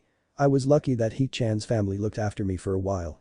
Oh, I'm sorry I don't know that your Naruto waved it off as he take a glance around to see Izzy, Noah, and Jeff passed out. That was good thing that Izzy was sleeping because he can't take any more of her pets, even if it's really good and soft. Nah, don't worry. Beside He-chan, I just met everyone here so it's cool if you guys don't know about it yet. Want to talk about something else? Yeah, Bridget nodded. They continued to talk more for a few hours. It has been almost 24 hours and Bridget passed out. She was leaning on Naruto's shoulder as he stares into thin air. Hey ah. Tyler screamed out of blue, leaped on his feet and screaming something about rabbit bear. Look like the side effect of insomnia is kicking in. Chris smirked, congratulations, campers. You've made it to 24-hour mark. Time to take things up a notch. He presented them a pile of books next to him, fairy tales. Chef appeared out of nowhere, wearing a pink sheep costume and with harp. They better paid me for that. Oh, he's not serious. Gwen groaned. Trent seems to be creeped out by seeing Chef in pink costume as Chris picked a book up and cleared his throat. Once upon a time, there was inside this boring kingdom Chef played his harp as some of the remaining campers yawning, a boring village and inside this boring, sleepy village, filled with very boring children. Cody was first to fall asleep during the tale, but a fart in his face caused him to wake up, it turned out he was resting his head on Owen's rear. All of a sudden, Chef leaped in the air wearing a pink tutu outfit, freaked the campers out and throwing some sleeping dust at them. DJ tied himself to the tree for no reason before fall asleep under Chef's dust attack, bring a tree down in process. Dimberg Gwen yawned. Confession. Courtney glanced at the ceiling before looking the camera, I figured that if I kept moving, I could outlast all of them. I just had to keep my eye on the ball. Static. Why am I thinking about idiot? Heather tapping her chin with her finger with scowl, I know it's not because some floozy is sleeping on him, what is it? 40 hours later, some of the campers passed out, leaving Eva, Duncan, Naruto, Cody, Courtney and Justin against Beth, Gwen, Trent and Heather. Beth. Heather glanced to see her pass out. Trent attempted to keep Gwen up by asking her more questions. Quick, favorite movie moment? The musician asked. You're gonna think it's cheesy. Gwen said. I promise I won't. Okay, she sighed, the kiss at the end of that road trip movie. You know, one with the guy and 3 girls. Yeah. Trent chuckled, you like that movie? They was about to talk more until sleepwalking Nudo and walked past them, leaving them in shock. After recovering from the shock that lasts for another 10 hours, Gwen take a glance at Justin before speak up, look at him, he's like a statue, he don't even move in over 50 hours. Yeah, even Naruto don't move a muscle.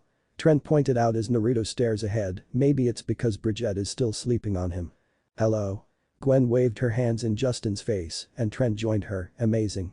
Look at the concentration, she poked Justin, causing him to blink, revealing that he painted fake eyes on his eyelids.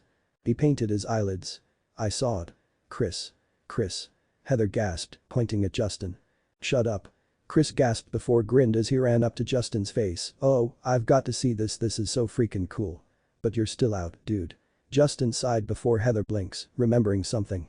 No way, wait a minute. Chris. Check Naruto. Heather leaped on her feet and Chris blinked. Are you drafted? His eyes are opened. Duncan yawned as Chris checked Naruto before nod his head. Yeah, he's not sleeping so. Heather cut him off, Naruto can sleep with his eyes open. Chris blinked before looked back into the Redeed's eyes. Chris poked him once, earning a light snore out from Naruto. No freaking way. I take back what I said about Justin's trick that is so fucking cool. The host rose his hands in air, if Naruto wake up, tell him he's out. Confession. I can't believe that I almost forget about that, Heather muttered with her hand on face, he practiced it when he was in classes. Static. Duncan chuckled, that's really handy skill, wonder if he will teach me that. Static. I don't like to study and classes are very boring. Naruto yawned, rubbing his eyes. Another 30 hours went by and Cody just passed out, leaving Eva, Heather, Duncan, Trent and Gwen. Duncan decides to pull a prank on Harold by using hand and cup trick. Oh gross. It works. Dude peed his pant. The nerd wakes to Duncan's shout, only to find his pant wet and gasped in shock as the punk laughed at him. Aye. Noah and Cody screamed together, causing the slumbering campers to get up with groggily eyes. Gwen yawned, I'd kill for a coffee right now. What is the matter with you people? Chris walks up with a cup of coffee as if he was mocking them, just fall asleep already. Come on, you got to hook me up, man. Gwen whined as she grabs the host's leg, I'll even eat the grinds. Anything. Fine, you five stay with me, Chris grumbled, the rest of you go and get a shower, for heaven's sake. You stink. Everyone turned and looked at Harold, the said nerd ran off. The campers walk off and they can hear him said something about pop-up book in history. Hey Naruto. Bridget tapped Redeed's shoulder, sorry about sleeping on your shoulder. Nah, I don't mind, did you sleep well, Bri-chan? Yeah, I did, Bridget nodded, it was so comfy, she thought to herself with a pinkish tint on her face, before the surfer blinked, Bri-chan. It's your nickname if it's cool with you. I'm cool with it, so you shortened my name and add Chan. He nodded, what's up with Chan? Oh, it's suffix in Japanese. Chan is used toward girls if they are close friends or lover. Bridget felt her cheek burning at the last part, I mean as good friend. Right, she nodded furiously with blush. Both of them never noticed Heather make a snarl, almost make Chris take a step back. Pillar base cabin. Who do you think will be the last one standing? Naruto asked, lying on his top bed after finished his shower. Cody looked at him before give him a gap-toothy grin, I bet it's Gwen. Dude, she's on the other team. DJ chuckled as the geek sighed. Tyler was snoring on his bed while Justin volunteered to go to look for missing Owen. It sounds like you have a huge crush on her, Dadabeo. Naruto grinned and Cody rolled his eyes as the Jamaican chuckled again. I would say the same thing with you and Bridget. The geek shot back with a laugh. Oh, he got you there, DJ nodded, also noticed how fast they were getting closer. Huh? Bri-chan. We're just friend, Naruto muttered, rubbing his nose. Bri-chan, eh? If Naruto looked down, he would see DJ sticking his head out with a coy look on his face. Uo, pet name already? We're just friends, all we did was just talk, Dadabeo. They can see Naruto's face start to matching his hair. Yeah, for almost one whole day and she slept on you. Cody chuckled and Naruto groaned. We're just teasing you, man. DJ laughed. Yeah, Naruto grumbled, it would be weird if someone gets together in just a few days. To some people, yeah, but it can happen to you. Cody pointed out. What do you mean? The Redeed asked before Justin walked in the room with disgusted expression on his face. Oh, Justin, did you find Owen? When you told me that Owen was naked, I don't believe you in first place, now I wish I did. Justin shivered. He doesn't witness the event of sleepwalking, I found him on top of a beaver dam and now he's in shower with his clothes. That's good. DJ sighed, he was worried about Owen. So what were you talking about? Justin asked out of curiosity. Naruto and Bri-chan. Cody and DJ said in unison with cheesy grins as Naruto buried his head under the pillow with a groan. Oh, do tell. The model smirked. Hey guys, I came here to let you know that Gwen outlasted Duncan by a hair, so it's screaming Gopher's victory. Courtney sighed as the boys were coming out of their cabin to check out. Huh? How did you know? Naruto tilted his head to left. I was checking on Duncan since he was the last one of us and I show up when Chris declared it. Oh, so that mean we have to vote? Owen was about to say something before a roar breaks out inside the cabin and the door slammed open.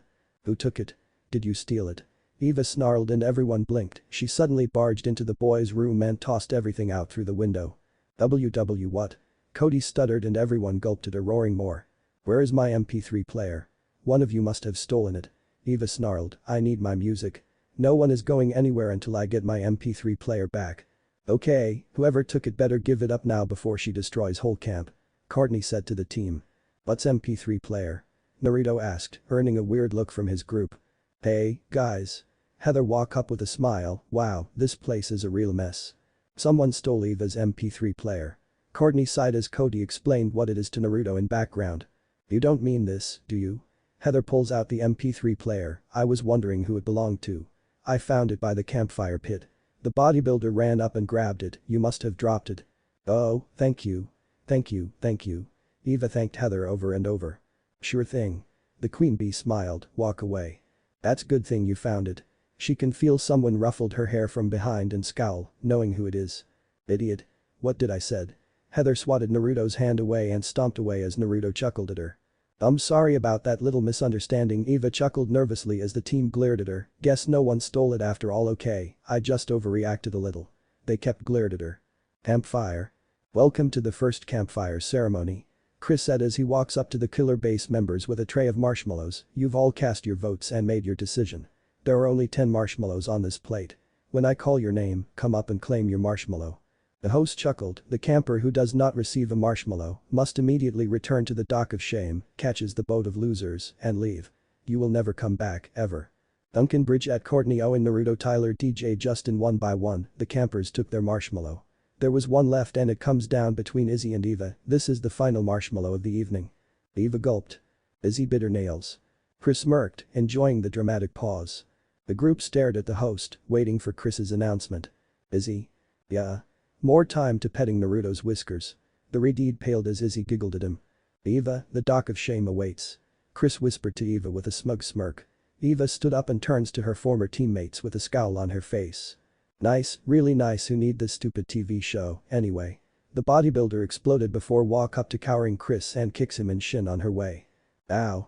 Have a good night's sleep tonight. Chris muttered in pain before turn his head to the group, you're all safe. Dock of shame. Eva growled as Courtney waved at her from the distance, bye-bye Eva. She snarled before throw a stick at them, causing them to duck under it.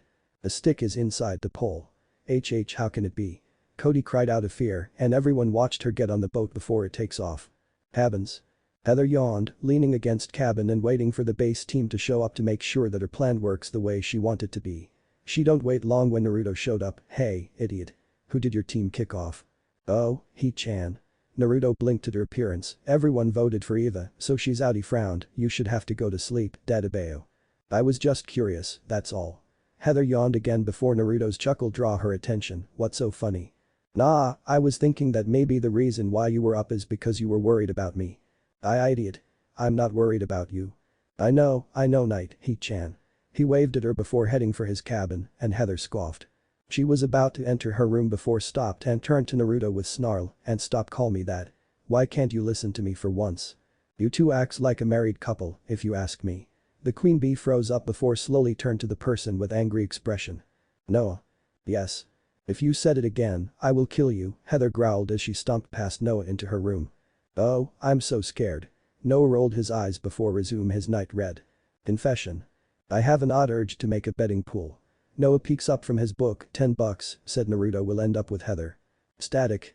My little buddy came up with awesome betting pool and all the guys got on it. Owen laughed before lifts his index finger in air, I bet 20 on Naru and Bridge, because they both are so nice and awesome.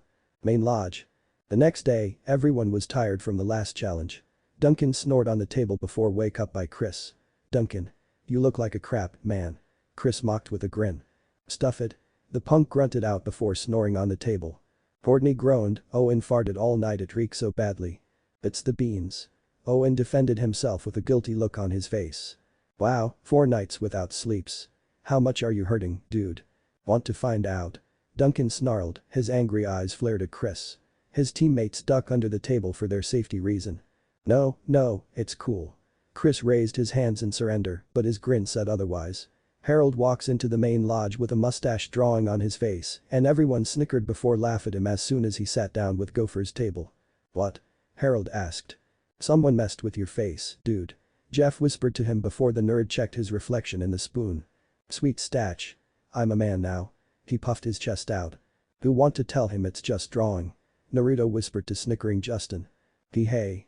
Chris shouted to get their attention, "Everyone, it's Gwen." The Gophers cheered as the goth girls show up at their table. "Why are we clapping?" Lindsay asked as Courtney sneered at the team. "I'm so tired I can't feel my face," it was last thing Gwen said before she face-planted the table. Heather turns to Beth and Lindsay, "So let's go over the rules one more time. Number 1, I am the captain of this alliance, so I get to make the rules. Number 2, she waited for them to give her answers. Breaking the rules can result in getting kicked out of the alliance. Lindsay questioned her before Heather nodded. Number 3, I can borrow any of your stuff without asking, but my stuff is strictly off limits. The queen bee smirked and Lindsay tilted her head. I don't know about that last rule. That's cool. I can change it. Beth and Lindsay smiled, I can also find someone else to take to the final 3 with me. Heather's subtle threat caused them to change their mind, Good wanted to have some fun. They nodded as she stands up to face the base team, hey, fishhead. Way to kick out your strongest player. Why wouldn't you just give up now? D-chan, be nice or do you want Alpha S51 prank? Heather paled at Naruto's comment. Okay campers, listen up. Chris clapped his hands, your next challenge begins in 10 minutes and be prepared to bring it. The host leaned into Naruto and whispered, mind telling me about Alpha S51 prank? Sure, when we have time. Naruto grinned. Court. The campers stand in the middle of the court, Duncan was last to enter the court before lie down on the bleacher. He noticed that his team was looking at him, wake me up and it'll be the last thing you do. The punk threatened before passed out. This is all your fault, you know. Courtney glared at Owen with a growl, you and your farts. It's the beans. I can't help it. Owen whined. I'm glad that I'm not on this team, gosh. Harold whispered to Trent. Chef blows his whistle before growled at them, pay attention, fools. Thank you chef. Chris patted the current referees back, today's challenge is the classic game of dodgeball. The first rule of dodgeball is. Noah cut him off with a smirk, do not talk about dodgeball. Some of the campers snickered as Chris frowned at the bookworm before plastered the grin on his face. As I was saying, if you get hit with a ball the host throws the ball with all of his strength. Erg. Noah cried as the ball hit his family jewelries. Chris chuckled at the bookworm's agony. You're out. Chris continued with a grin, acting like he doesn't just hit someone in groin. It's official I hate you Noah whined out in pain as Jeff throws the ball back at the host, who catches it with his hands. If you catch the ball, the thrower gets out and the catcher gets to bring in another team member out on the court. Chris pulls his arm back, okay now, Tyler, try to hit me. The ball flew into the jock's hands before Chef tossed the host another ball, if you're holding a ball, you can use it to defect a ball. But if it knocks the ball out of your hands, you're out. So what do I do again when the ball comes at me? Lindsay asked before Tyler throws the ball at Chris. You dodge. The host yelled, defects the ball to Lindsay and hit her in face. The campers gasped and Chris groaned, ooh-oh, you were supposed to dodge the ball. Alright. Lindsay slowly gets up on her feet with a bump on her forehead. You have 1 minute until game time. Chris turns to the Gophers team, Gophers, you have to sit one person out each game. Okay, we can't get lazy. Heather said, the killer base are gonna be trying extra hard to catch up. Who wants to sit the first one out with Sleeping Beauty here? She jabbed her thumb at Sleepy Gwen. I'll volunteer. Noah step up, it would be perfect time to get more campers on the betting pool. Now let's see all you keeners get out there and dodge. Izzy glomped Naruto with a grin, here Ed. Want to make it more interesting? What? The redeep gulped. If I get one out with a ball, I have to pet your whiskers without any resistance. The more players I get out, the more chances I get to play with your whiskers. Naruto paled and before he can turn it down, Chris popped up right behind him with a sadistic grin. That's good idea. I approved it. The host chuckled and Izzy cheered. If he plays it right, there will be a lot of drama soon and everyone know that love lines always bring drama which mean more rate. Confession. Ooh. Naruto cried as he clutches his head. Round 1. Chef glanced at the sides as the players entered the zone. Izzy, Courtney, Tyler, Cody, and Owen went up first against Heather, Lindsay, Lashana, Harold, and Katie. Bring it on, fishes. Heather teased, otherwise winning 2 in a row just won't be as satisfying. Oh, you're going down. Tyler shot back, we're gonna to bring the dinner to the table and then we'll go to eat it. Naruto turns to Justin with blank expression, what? The model shrugged, he also doesn't understand it at all. Both teams ready? Chris shouted out, best of 5 games wins. Now let's dodge some ball. As soon as he finished his sentence, Chef blows his whistler harder to start the game and both of the teams pick up their balls, 3 each. Time to unleash my wicked skills. Harold cried but for no reason, he just spiked the ball on the floor. It bounced a few times before rolls to Izzy's feet. Have you ever played this game before, String Bean? Lashawna snarled before Tyler throws the ball at the team, but it hit DJ. Sorry. Tyler shouted out as the ball slammed into his stomach. Heather was the one who got him out of the game. Courtney snarled as she chucked the ball at Harold and it hit him in face, evening the number. Ooh-oh. That'll leave a mark. Chris laughed. Katie throws her ball and it flew toward Cody, the said geek ducks under it as it hit the wall before bounced back. Can someone remind me what I'm supposed to do with this again? It was all Lindsay can ask before the ball slammed into her cheek, giving her a second bruises in process. She's beautiful, even if she get bruises, I'm so going to confess to her soon. Tyler whispered to Naruto as he sends a wave to the bombshell, who just returned it back with a smile. Naruto chuckled at the jock. Really? That's brave of you, Dadabeo. The Redeed patted Tyler's back, good luck. The ball flew into Tyler's groin. Mommy, he groaned. What the hell was that? Courtney growled, ref. He's even not on the court. Chef glanced at Heather, the said girl claimed that she slipped so he let it pass for now. Courtney gritted her teeth, ugh. Watch out. Cody cried out and Courtney blinked. What does he mean by that? Her eyes widened, she forget that she was still game, but it was too late, the ball hit her in back. That's how we roll. Lashawna chuckled as the sit take her place with a scowl. The sister was about to brag more, but the ball and gut stopped her from doing it. Free whisker time. Izzy cheered as Naruto groaned in his hands. Katie fired back, managed to get Izzy out, and before the sweet girl can celebrate, the ball hit her in leg. Damn it, Heather scowled as Owen and Cody grinned at her. Easy out, guys, easy out. Courtney cheered to her teammates, and Heather glanced at her with sneer until she noticed something. Naruto was laughing with Bridget before he ruffled her hair and she playful smacked him an arm. Izzy glomped Naruto and start to rubs his whiskers, causing him purring as Bridget giggled at them. Confession. Heather glared at the camera with angry sneer on her face, this idiot. Moronic, Raymond addicting, foolish idiot. She crossed her arms in front and kept ranting for a while, why is he getting too closer with these hussies? She paused, and why did it bother me? Cody threw the ball at Heather and with a loud snarl, she grabbed the ball with one hand before throw it at Owen, sent him fly out. Oh Owen. Cody gulped before screaming out in pain as the ball slammed into his groin. Heather snarled again and stomped past snickering Chris before sit down with her teammates. Are you Jeff was about to ask, only to cut off as Heather growled. Maybe it's better to stay clear of her for now. Oh my. Chris chuckled, first round go to Gophers. Round 2. Come on, guys, we can do it. Naruto clapped his hands to pumping up his team spirit. Yeah, we better.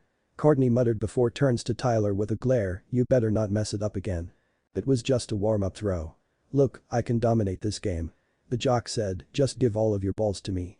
Chef blows his whistle again, and Courtney sighed, fine just try to aim for the other side, okay? Noah, you're up. Heather said after finally calmed down. You know, you guys did such an awesome job on the last game that I don't want to mess up your mojo. Noah said before go back to his book and Heather raised one of her eyebrows. Beth volunteered to take Noah's place. The two teams take their sides, Beth, Lindsay, Trent, Katie, and Sadie against Bridget, Tyler, Izzy, Owen, and Naruto. The odd thing about Killer Base team is that Tyler has all of the balls in his arms, causing the screaming Gophers to be little uneasy about what he is up to. The jock starts to spinning around and the balls flew everywhere. Hey. Watch the face, dude. Chris shouted as he ducks under the stray ball and Chef grunted out as the ball hit his face. The Gophers on the bleacher jump out as another stray ball flew to it before the final one hit Lindsay in face again. And moo. Tyler cried, not believing that he just hit his crush and ran up to help her up. Finally. Courtney rolls her eyes. Oh my gosh, my face. Lindsay winced as she touches her face, accepting Tyler's hand and asked him, how's my face? Tyler held his gas back and winced inside of her bruised face before give her a nervous smile, it's really not that bad. You still look great. Really? Yeah, really. He nervously chuckled, never noticed the fact that Trent just tosses the ball at him and gets him out of the game.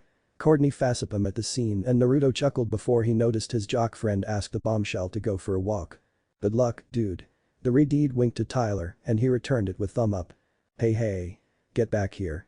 Heather shouted out to Lindsay, you are so close to being out of the alliance. They go, let's show them we mean business, Dadabeo. Naruto grinned at Owen as they grabbed their balls. Let's do it, buddy. Owen roared, game on. He throws one of his balls and it hit Katie and Sadie at once, his second ball hit Beth in stomach. Not bad. Now it's my turn. Naruto chuckled before throw the ball at Jeff, the party boy's eyes widened before the ball slammed into his face, knocking him out. Trent gulped as Naruto smirked at him, sorry Trent. The Redeed throws the ball harder and the Musican ducked under it as it soared over his head.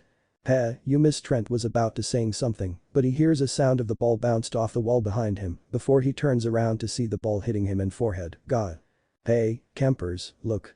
Chris chuckled, that one's worth an instant replay. The campers looked at him, showing them the footage of Jeff. He played it over and over to show how badly it was when the ball hit him in face. Forward rewind, forward pause. The host chuckled, that's gonna leave a mark. It's 1-1 now. Owen and Naruto high-fived each other as the killer base team cheered.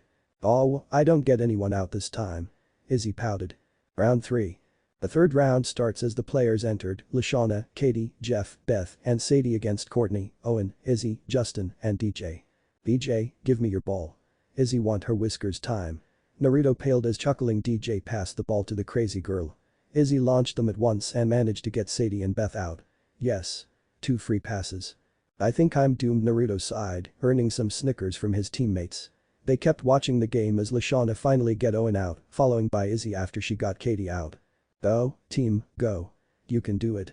Noah mumbled, uninteresting in the game as his team glared at him. Jeff throws his ball and Courtney ducked with a smirk, but the second ball wiped her smirk off. Woohoo. Lashana laughed before dodged a ball from DJ, and the giant were hit by the ball, leaving Justin in the game. Not the face, please. Justin grinned, causing Lashana to swooning, and Jeff rolls his eyes before get the model out. Now it's 2-1 in Gophers' favor. Hey, it's 2-1. Heather called out to base team, how does it feel to suck so much? It's not over. Courtney yelled back before turns to her team, okay, that is really bad. One more game and we lose whole challenge, again. She stood up with hands on her hip, we can't let that happen, people. I know we have strong players, but we need someone meaner, someone who can crush these stupid Gophers into dirt. Everyone looks at snoring Duncan before DJ shakes his head, if we wake him up, he'll kill us. He won't kill us, guys. Courtney sighed, he wants to win too. Courtney's right. Cody nodded, we need him to win this. Thank Cody, now wake him up. The geek paled, me. Courtney nodded, no way, I'm not doing it. I like to live. Well, who's gonna wake him up?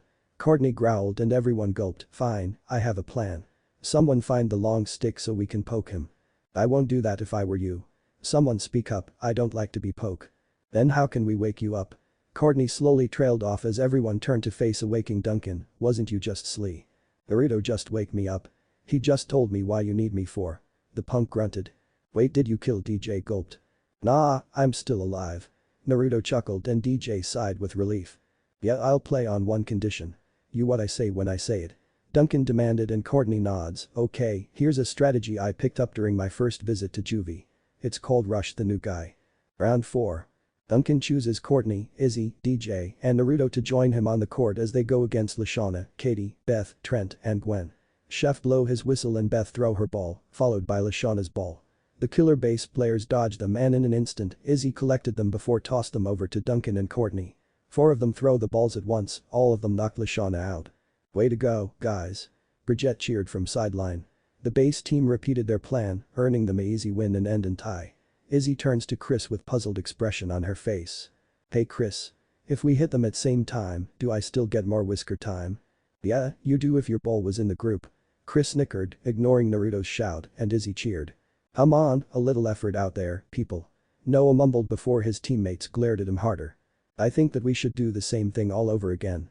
Courtney said, so who want to sit out this time? I will. DJ raised his hand and Cody volunteered to take his place. Not that Noah here cares, the queen bee speak to her team, but we are not going to lose this challenge to these guys, get it? She paused before snarled, and where is Lindsay? I'm here. Heather blinked before turns to Lindsay. Oh, just sit down and stay there. The bombshell nodded as she sits down. Naruto blinked before look at Tyler sit down on the bleacher with saddened expression. He wondered what just happened between Lindsay and the jock. Naruto noticed that Courtney walked up to the jock and snarled, where were you? Nowhere. You were with this blonde gopher girl, wasn't you? No, maybe. Tyler sighed and Courtney was about to grill him more but Naruto threw his arm around her and move her away. Hey Courtney. The game is about to start.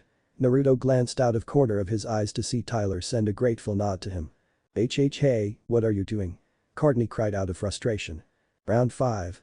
Okay, that is it, the final tie-breaking game. Chris announced to the camera, we have Gwen, Heather, Lashana, Harold, and Jeff playing for the Screaming Gophers team. He swings his arm to other side, going against Cody, Courtney, Naruto, Duncan, and Bridget playing for the Killer Base team. "Oh, team, go," Noah cheered with dull tone. "Oh, team, go. Woo-hoo." Owen roared with glee tone. "Gophers, base, let's send this sample to the lab and see what you made of," Chris said with grin. "What sample are we talking about here? DNA?" Naruto turns to the host with widened eyes. "Just starts the damn game," Chris deadpanned and chuckling chef blow his whistle for the final round. "Fast feet, fast hands." Heather ordered her team as they grab their balls and throws it around. The results are that there were a lot of dodges, outs, and switching players. Knock them out, knock them out," Noah said. He was the only one that doesn't play his turn of all. "Ow," he cried as a stray ball hit him out of his seat. "I guess sports aren't your forte." Heather smirked at downed Noah as Gophers laughed at him. "Yes." Gwen cheered as she finally got Courtney out and Lashana laughed with her. "Oh, you messed with the wrong white girl." The ball hit her in face, sends her back to the bleacher. No one knows how long it has been going on for, but now it's down to the final player for each team. Chris smirked as he looks at Harold and Naruto before whispered to the referee, "Hey chef, bet you $50 that the redeed wins it." "I'm no fool. I know better not to bet against you."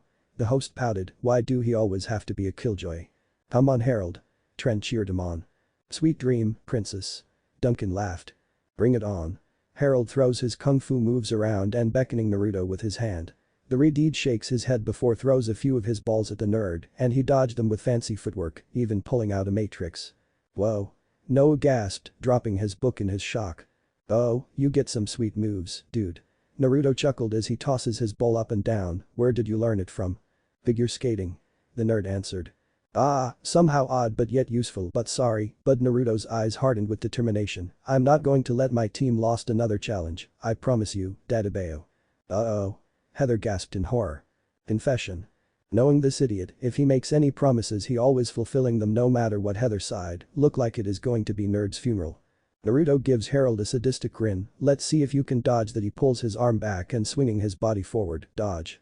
The ball flew at high speed, giving Harold no chance to react before it hit him in stomach. The nerd screamed in terror as he flew with it and hit the wall before slide down slowly, leaves him whining in pain. The ball innocently rolls out off Harold and kept rolling until it comes to Naruto's feet. The killer base team cheered as Naruto walked back to them with huge grin, "Nice throw, Whisker." Duncan chuckled as the base lifted Naruto in air and carry him away. "Gophers, what happened?" Chris asked them with a chuckle. "What can I say?" Noah shrugged, "Weak effort." "Aw, shut it." Gwen snarled and stomped away. "For once, I agree with weird goth girl." Heather scoffed before everyone walk away from Noah with the boys. "Touchy." Noah rolls his eyes before look at his male teammates. "What?" "I'm telling you, the team spirit here is severely lacking lately." "Campfire." "Pampers, you've already placed your votes and made your decision," Chris said as he holds up the tray with marshmallows. "One of you will be going home and you can't come back ever. When you hear me call out your name, come pick up a marshmallow." The host cleared his throat before he called them out. When Jeff, Katie, Beth, Trent, Heather, Lashana, Lindsay, Sadie one by one, the said campers pick up their marshmallows and stood behind Chris. It comes down to Harold and Noah for the final marshmallow. The final marshmallow goes to. Harold starts to sweat. Noah smirked, not worried about it since Harold plays so poorly at the game. The campers glared at the certain person. "Harold." The said nerd cheered, running up to get his marshmallow and take his place as Noah dropped his jaw in shock. "Wait. Are you kidding me?" Noah yelled before give out a sigh, "Alright, see if I care. Good luck because you just voted out the only one with any brains on this team." The bookworm's comment earned him a barrage of marshmallows. "Ow. You need to learn a little thing called respect, turkey." Lashana angrily muttered as she dusts her hands. "Whatever, I'm outta here," Noah said, walking to the dock of shame and step into the boat before it take off. "Lake. Did you enjoy your meats?" Naruto grinned at the sharks as they nodded back to him. The redeed chuckled, tossing them some of meats before he felt someone tackle him from behind. "Whisker time." Naruto's eyes widened as Izzy's hands rubbed his whiskers, causing him to purr. "Oh, stop." Izzy giggled, shaking her head. "Nope." Naruto sighed at her, "Why are you doing that?" The crazy girl tilted her head with a lopsided grin before she giggled. "Dunno. It's fun to play with your whiskers and it's cuter when you purring. I like you." For some reason, Izzy's answer made Naruto's face red, or it was because she kept rubbing his cheeks. "There, I used up 2 of 17 passes. See you later." Izzy giggled, disappeared into the wood. Naruto sighed in Fasipum, blaming the host in his head for gave Izzy a bonus mission. He turns to the smirking sharks and rolled his eyes at them. Yeah, laugh it up, you guys." Pillar base cabin. Tyler sighed, he was still wide awake and it was late at night. The jock kept rewinding a memory in his head over and over. The jock and the bombshell walked to the shore, they were talking about random things and it was good time. They sat down on the sand and watched the waves as they roll in before Tyler speaks up. LL Lindsay. The jock rubbed his neck and she turned her head to him. Yes Tabor. Lindsay smiled. Tyler don't mind the fact that she got his name wrong, since she always get everyone's name wrong. I have something to tell you. The jock takes a deep breath and stuttered. I like you. Lindsay's eyes widened and she turned to him. You're really beautiful and sweet girl, you really treat everyone with kind and never treat anyone different because of their appearance. The jock said, recalling how well she gets along with Beth and Gwen. At his school, he never went out with the beautiful girls, since they always treat other people like outcasts, and that's why he was still single, because he used to be an outcast before he gets into sport. Lindsay tried to speak up, but Tyler continued on with his confession. The reason why I fall for was because of your personality. I know it's out of blue since we don't talk a lot, I just want to tell you that I like you. Lindsay bit her lip before put her hand on his shoulder. I'm happy that you feel like that but I'm sorry. The jock's heart just fall, you're really nice guy and any girls would be lucky to have you because I can tell that you're also loyal, the thing is that I like someone else. Lindsay give Tyler a hug, I like you as a friend and I think you're really brave for telling me about your feeling. I'm sorry and I hope that don't change our friendship. Tyler give her a sad smile, nah, it doesn't change anything thank. I'm going back are you? Tyler shakes his head. Nah, I'm going to stay here for a bit but I'll be right there. Lindsay nodded before give him a hug again and walked back to the court. He sat there for a few minutes before he followed her. Tyler turns to his side and hugged his pillow, fighting back the tears in his eyes. The jock's eyes slowly closed and before he knows it, he was in deep sleep. Screaming Gopher's cabin. It had been a few days after the dodgeball challenge and it was morning. Okay, this is so way beyond bad. Lindsay's whine waked Gwen up and the goth girl turned to her as the bombshell checked her empty tanner tubes. I'm out of fake tanner, already. Whoa, that's tragic, Lindsay. Gwen said sarcastically. Now I have to actually like suntan, in the sun. Lindsay turned to Gwen with puppy eyes. Do you realize how shriveled and wrinkly that can make your skin? Gwen ignored her as she patted her hair down. Oh, you totally do. Lindsay gasped, expressing her concern, and Gwen rolled her eyes. Alright, campers, enough beauty sleep. Chris's voice rang out of the loudspeaker, time to show us what you're made of. Meet me at the stage. Now what? Duncan grunted out as the campers slowly staggered out of their cabins. Stage. Are we gonna see a musical? Lindsay asked her teammates. I love musicals, especially the ones with singing and dancing. Gwen, saved you a seat. Trent waved Gwen over as he patting the seat next to him. Thank. Gwen smiled at the musician before sat down next to him as Heather looked at them with raised eyebrow, not sure if they are an alliance or not. The queen bee glanced at the other team to see Naruto wave at her with grin and she turned her nose up in air, not noticing that she accidentally hit Lindsay in face with her ponytail. Ah was all Lindsay can say as she pulls a piece of hair out of her mouth. Welcome to our brand new deluxe state-of-the-art outdoor amphitheater. Chris showed up in the middle of the stage with cheesy grin. Wow, the interns really build it so faster because I don't see that place here yesterday. Naruto muttered. Chris glared at Naruto for interrupting him before muttered, anyway, this week's challenge is a summer camp favorite, a talent contest. Yes. Awesome. Owen cheered as the campers perked up at Chris's revelation. Each team has 8 hours to pick their 3 most talented campers. The host explained, these 3 will represent them in the show tonight. Sing, dance, juggle. Anything goes as long as it's legal. He gave Duncan an I'm watching you sign and the punk snapped his fingers, too bad. You will be judged by our resident talent scout, former DJ, VJ, and rap legend Grandmaster Chef who will show his approval via the chef-o-meter. Out of nowhere, the ding can be heard and everyone look around for it, but Chris speaks again, the team that loses will send 1 camper home tonight. Good luck. The host chuckled as he walks off the stage. Screaming Gophers. Heather blows her whistle before walk by her team and said, okay, I'm the team captain, so here's how it's going to work. Wait. Who said you were team captain? Gwen asked. She did. Just now. Lindsay replied. Lindsay, Beth, and I took a vote and I won. Heather gave Gwen a smug smirk. Threatening them to vote for you isn't exactly democratic. The goth girl snarled before Trent showed up with a muffin. Hey, snagged you an extra muffin. The musician handed her the food before Heather called out to him. Trent, you're cool with me leading this project, are you? Right on. Go for it. Trent nodded, earning a frown from Gwen. Good. Beth, Lindsay, and I will be the judges. Heather said as the mentioned girls squealed together. Whatever. Gwen deadpanned. Filler bass. Courtney once again takes charge of the project and no one was against it because they don't want to lead the team. So who want to audition first? Sid asked them, and Owen raised his hand with gusto. Pick me. Pick me. Pick. Pick. Me. Me. Me. Courtney sighed before nodded him, all right. Owen stands in front of his team with a bottle before chugged it then burping the entire alphabet. The boys cheered before Courtney shot them down by stating that it was too gross. Maybe next time, Big O Naruto tried to cheer sulking Oaf up. Hey, Naruto, are you going to audition? Bridget asked, recalling that the Reed working in circuses for part-time. Me? I guess I can try out, but it has been a while, and I may be a little rusty. Naruto rubbed his head. Oh, what do you do? Courtney raised her eyebrow, and Naruto chuckled. As one of clowns, I can do a lot of things, Dadabayo. Everyone blinked at him, a clown. Ugh, I'll put you on the list if we don't have the third one. Courtney groaned, pinching the bridge of her nose. Naruto shrugged, he was fine with it, as long as everyone have a chance to try out. Screaming gophers. The team sat with look of shocks on their face as they watched Sadie and Katie dance very badly. No.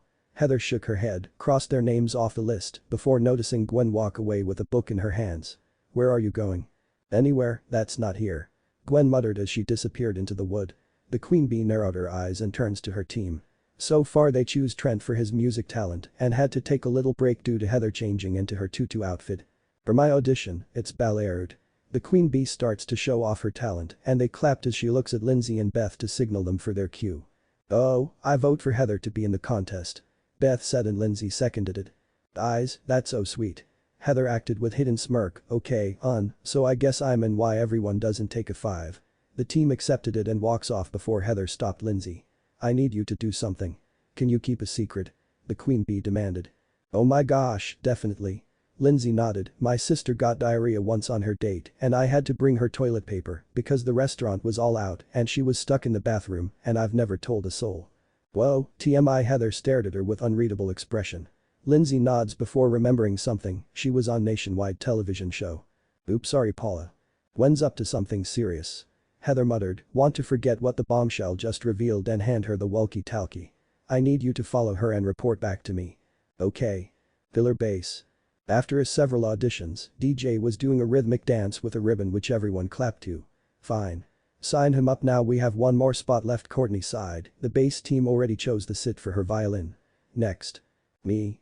Bridget perked up, I can stand on my hands for 20 minutes. Watch. She lifts herself up and stands on her hands. Okay, that'd be cute if you were a monkey. Sid rolls her eyes, I just don't think it's quite what we're looking for. Next Justin walks to the front of the campers and just flexing his muscles as the girls gushed over him. I can't believe what I'm going to say, sorry, Justin, that's not talent even if you're this handsome. Courtney sighed and Justin shrugged, it's better to sit out and stay in the game longer. She turned to Naruto and said, fine, Naruto, you're third. I'll do my best, Dadabayo. The Reed grinned as Sid walks off to find Chris and let him know that they have 3 representatives. Screaming gophers. Lindsay returned to Heather without find anything about Gwen. Great, Heather muttered as the gophers get together again for the tryouts. Beth decided to show off her talent with flaming baton root. Are you sure that that is safe? Heather asked, worried for her safety. She was not alone because everyone shared her concern. It's okay. I've been practicing. Beth replied, focusing in her root before she tossed them in air. Everyone gulped as the gravity bring them back down before Beth catches them and give a bow. Wow. Heather said as everyone clapped, I think we have our final representative. So it's me, Trent and Beth. Any objections? There was no objection at all. Gwen. The goth girl was thinking about what to write in her diary before Cody walked up to her from behind and asked her, what you got there, a journal? Beat it? Gwen grunted. Oh, I got it. Cody sat down next to her as she glared at him, yeah, it's private, huh? I'm down with that. Yeah, it's cool, brah. The geek attempted to glance into her diary, but Gwen got in his face with scowl. What part of beat it don't you understand? Gwen growled, returning to her book until Cody takes a sniffle of her hair. What are you, some kind of freak? The goth girl jumped away from him. Why you just smell really pretty. Cody stuttered, rubbing his arm in embarrassment. It's just soap. Gwen slowly walks backward away from him. Confession. Stupid, I blame the teenager hormone. Cody slapped his forehead over and over. Screaming gopher's cabin. Heather figured out that the book must be weird goth girl's diary and planned to snatch it as Gwen switched into her swimsuit and go for a swim, Trent joining her. Come on Lindsay. We have a diary to find. The queen bee smirked and Lindsay looks unsure about it. Filler bass. Courtney was practicing with her violin as the team watched her before Owen asked Bridget, "So can you really stand on your hands for 20 minutes? It's awesome. I can't do it because it's too hard. Want to bet that I can't?" Bridget smirked as she pulls out a chocolate bar. "Oh, oh, oh." Naruto chuckled, "I bet 5 bars that she can do it." "I bet you can't." Duncan chuckled, playing poker with DJ. "Yeah, that's like virtually impossible." DJ laughed and Bridget dared them to ante up before the boys pulled in. "Okay, 20 minutes starting now." Bridget said as she get on her hands and walk around as they look at Duncan's watch. The surfer's leg got tangled with the hanging rope and accidentally untied it in process as the spotlight fell down and broke Courtney's violin. The surfer cried, "Oh crap. You killed my violin." Courtney growled at Bridget as Naruto wrapping the bandages on her head. "I don't mean to." Bridget apologized, "There must be something we can do." "Yeah, it was an accident, Dodgeball. We can fix your violin, it's not this bad," Naruto said before the violin fall apart in Sit's hands, causing her to cry harder. "Never mind." Backstage. The representatives from each team gathered behind the backstage and starts to warm up before the talent contest to start. Naruto noticed that Heather was in her tutu outfit before he grinned and walked up to her, "Yo, He-chan. Stop calls me that, idiot."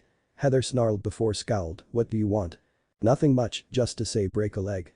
Naruto chuckled, "So you are going to do some ballet dancing? It has been a while since I last saw you in it." Heather blinked at his sentence before realizing something, the last time he saw her doing ballet was before. "Oh, yeah, I forget about that." Heather mumbled and Naruto ruffled her hair with a smile before the queen bee swatted his hand away. "I'm really looking forward to your dance." The queen bee perked at his comment, Really? "Yeah, I always enjoy it when you do your ballet, Dadabao." Heather doesn't know why her chest felt tightened, neither her cheeks burning up. Confession. "My plan was to read a page out of Weird Goth Girl's diary." Heather frowned, "but after hearing what Idiot said about my ballet for some reason, I don't want to go ahead with my plan." She sighed, "Idiot, why does he always affect me?" "Okay, I know I'm not as good as you are at your violin, but I can do this." Bridget told Courtney before Heather walks up to them. "Bridget," the queen bee glared at the surfer, "it would suck if something happens to you." "What is this supposed to mean?" Bridget glared back. "Oh nothing." Heather shrugged, "Oh, and go easy on the chips. You don't want to sink that surfboard of yours and lose his attention, do you?" Bridget stopped eating her chips and glare at the queen bee before the surfer throws the bag at Heather. Confession. "I wonder if she was just trash talking me to throw me off during the contest. It really doesn't feel like it." Bridget said before paused, "And whose attention was she talking about?" Stage. It's the TDI talent extravaganza. Chris announced to the audience made up of the campers, "Welcome to the very first Camp Wawanakwa talent contest, where 6 campers will showcase their mad skills and desperately try not to humiliate themselves." The host grinned, "Hope they do." Chris chuckled in his head. First up for the Screaming Gophers is Beth. Yeah. Lindsay cheered for her friend as the farmer girl starts to showcase her baton route. At first, she was doing well until one of the flaming batons slipped from her in air. Uh-oh. Beth nervously gulped as the baton crashed into her and Chris walks up to her with a chuckle. "Don't your ma tell you to not to play with fire or you'll get burned?" He paused to chuckle again as Chef O-meter dinged 4 times, "But Chef really liked the first half of your route." That's good, I think." Beth groaned as she walks to the backstage. First up for the killer bass, "Make some noise for the big guy DJ." The bass team cheered as DJ leaped into the stage and danced around for a while until the ribbons got tangled with his legs, bringing him down with a thump. "Ooh." The campers winced as Chris chuckled again. "Dainty and yet masculine. Let's see what Grandmaster Chef thinks." Chris said before the chef-o-meter dinged twice. Not much. DJ walk off dejected as Chris kept talking, so with 2 down and 4 acts to go, it's the Screaming Gophers screaming ahead. Next is Trent. "Take it away, my bro." This one goes out to someone special here at camp. Trent smiled as he starts to play his guitar and singing a song. "They say that we've only got summer. And I say that's a really bummer. But we'll swim in the sun and have lots of fun. It's just be the 2 of us. Nothing to do but just hang. So let me say only this. I'd stick around for just 1 kiss." The campers applauded as Chris ran to Trent's side and patted him on back. "Nice work. I liking your style, dude." The chef-o-meter dinged 8 times, and so does Grandmaster Chef. The musician waved to the campers before frowning. Chris shoved him off the stage. "Alright, quit hogging my lights, buddy." The host turns to the camera with grin, as if he doesn't shove someone off just now. 3 down and 3 to go, and the killer bass are totally sucking so far. Let's hear it for Bridget. In the backstage, Courtney looked at nervously Bridget and asked, "Are you sure you can do this?" "Oh, definitely." Bridget nods, holding her rumbling stomach. "And no, I'm great." "Break a leg, Bri-chan." Naruto smiled as he put a makeup on his lower face, and Brigitte smiled at him. I hope it don't go bad, Courtney whined in her mind as Brigitte walked to the center of the stage on her hands. It wasn't long until she starts to burp loudly, earning some smiles from male campers. I don't feel so go was the last thing that Brigitte thinks before she vomited on the stage upside down. The campers gasped in horror as the surfer projected her vomits all over, causing some campers to vomit before she falls down. It's like watching The Exorcist. Chef laughed as Chris tries to keep his dinner down. Clean up on aisle 3, 4, 5, and 6, Chris groaned in disgust as he steps over the vomit puddles. We will take a break in meantime, so we can hose the joint down. He finally throws up his dinner. Brigitte moaned in the backstage as Naruto cleaned her face up with wet towel. Do you feel better now? The retard asked. A little, but it was embarrassing. The surfer moaned again. Thank for help me out. No problem, Bri-chan. Naruto smiled at her as he gently rubbed her cheek with towel, and there, you're clean. Brigitte nods with rosy cheeks. She felt scared that she will be sent home after this challenge, and for some reason, she will miss Naruto a lot. No way it can't. Brigitte's eyes widened. And welcome back to Talent Extravaganza. Chris said, okay, so in a strange turn of events, Brigitte's chunk blowing fest registered 2 thumbs up by Grandmaster Chef, but it's not enough to pull ahead of the Screaming Gophers, who hold the lead with Trent's love song. The host shrugged, so without further delay, here she is for the leaders. Heather with her Swan Lake. Remember, Heather, only 20 minutes. Music, please. The queen bee clapped her hands as the intern played the Swan Lake. Heather slowly moves around before dance among the song, and out of her eye's corner, she can see Naruto smiling at her. It went on until the end of time and the campers clapped. That was lovely, Heather. Who can think that you have a soft heart? Chris smirked, knowing about Heather's plan involving with Goth Girl and Diary, thanks to the cameras. It almost brings a tear to Grandmaster Chef. The chef-o-meter dinged 7 times. HMMPH. Heather turns her nose up in air as she walks off the stage. Well, then it's down to the final act of the night. Chris smiled. Can Naruto and his tricks turn it around? I seriously doubt it. Let's find out. The host walks backward off the stage as the circus music rang out in air. Hello, gentlemen and ladies. A huge ball bounced into the stage before a puff of smoke popped on top of the ball to reveal a clown balancing on the ball. He was wearing a black kabuki half mask, only revealing his white painted lower face, and it made his red hair to form a mane. The campers noticed that he was wearing an orange and red jester outfit with black frill collar and white frill cuff. My name is Joka. The clown bowed as he flipped his hand. The daggers appeared out of nowhere and start to juggle them in air. Let me tell you a little story. Joka giggled as he lifts one of his legs up in air behind his back, balancing on the ball with one foot. There was a family of 3. A son named Trouble, a father named Shut Up, and a mother named None of Your Business. The campers raised their eyebrows as Joka starts to roll around on the large balls, still juggling the daggers. Trouble was in his backyard, playing on a swing while his parents were in the house. The boy got bored, so he decided to visit his friend next door without telling his parents. The clown tossed all the daggers in air before flipping air a couple times and landed back on the ball, resuming his juggle without dropping one dagger. Wola Shauna made a O with her mouth as everyone nods with her. It was getting late, so the father comes out to call the boy back in. Trouble. Come inside, it's late. The father said before he looks around the backyard to see the boy was not there. He looked at his wife and back to the yard a few times before he finally say, honey, yes, dear. The mother said. Is it me or did the daggers multiplied? Cody muttered in shock as the daggers split in 2. The father told her that the boy is gone. What? Where's my kid? The mother cried and the father tried to calm her down. Get in the car, we'll look for him. He said as they take the car and went out in the city at night, screaming trouble over and over. Joka starts to swing his hips around as the hoop mysteriously appeared out of nowhere like if it was magic. They kept screaming and call out until the cop car stop and pull them over. The police walk up to them. Do you know why I pull you over for? Office, you have to help us. We can't find our boy. The father cried. Oh, can you give me your name, sir? Oh. Chef chuckled, figured out what'll happen next. The father told him, yes, shut up. The police stares at him before ask him again, sir. I just asked for your name. The father looked confused. I said shut up. They kept going on until the police decided to go to the mother's side. Your husband is very rude, can you tell me his name and yours too? The mother nodded to him before saying shut up, nope of your business. The campers start to chuckle. The police frowned at them before saying, are you looking for trouble? The parent looks at each other before screaming at the police, yes. And that end our story. Joka grinned as the daggers burst into colorful confetti in air and the clown bowed to them. Now that's a talent. Chris clapped wildly as he walks to the clown. Sweet persona, Naruto. Thank, dude. Naruto chuckled, taking his mask off. It looks like you laughed the pant off Grandmaster Chef and he really totally love it. The Chef-O Master dinged 9 times, what a huge turnaround. The screaming gophers have been trampled by the killer base. That's amazing. Bridget cheered as the killer base team gather around Naruto. And as for the screaming gophers, pick your favorite loser and I'll see you at the campfire. Chris chuckled. Campfire? Kudos to you all for an incredible night of entertainment, music, drama, barfs. Chris said as he passes the marshmallow without calling out for their name since there was no time. Only Sadie and Beth don't get their marshmallow yet, there's only one marshmallow left on this plate. Beth gulped as she trembles in her seat. Sadie looked very worried and she looked at Katie. Chris humming the theme song of TDI show as the campers glared at him for dragging it too long. Beth. The farmer girl grabs her marshmallow and Sadie cried out. No. Katie. Sadie. The BFF hugged each other and sobbed. Enough with waterworks, ladies. Chris muttered with a frown, why do they always have to be so dramatic over a little separation? It's not like they won't see each other again. Confession. Heather shrugged her shoulders, it was too easy. I told Beth and Lindsay to vote against Sadie and I just blackmailed Harold. Static.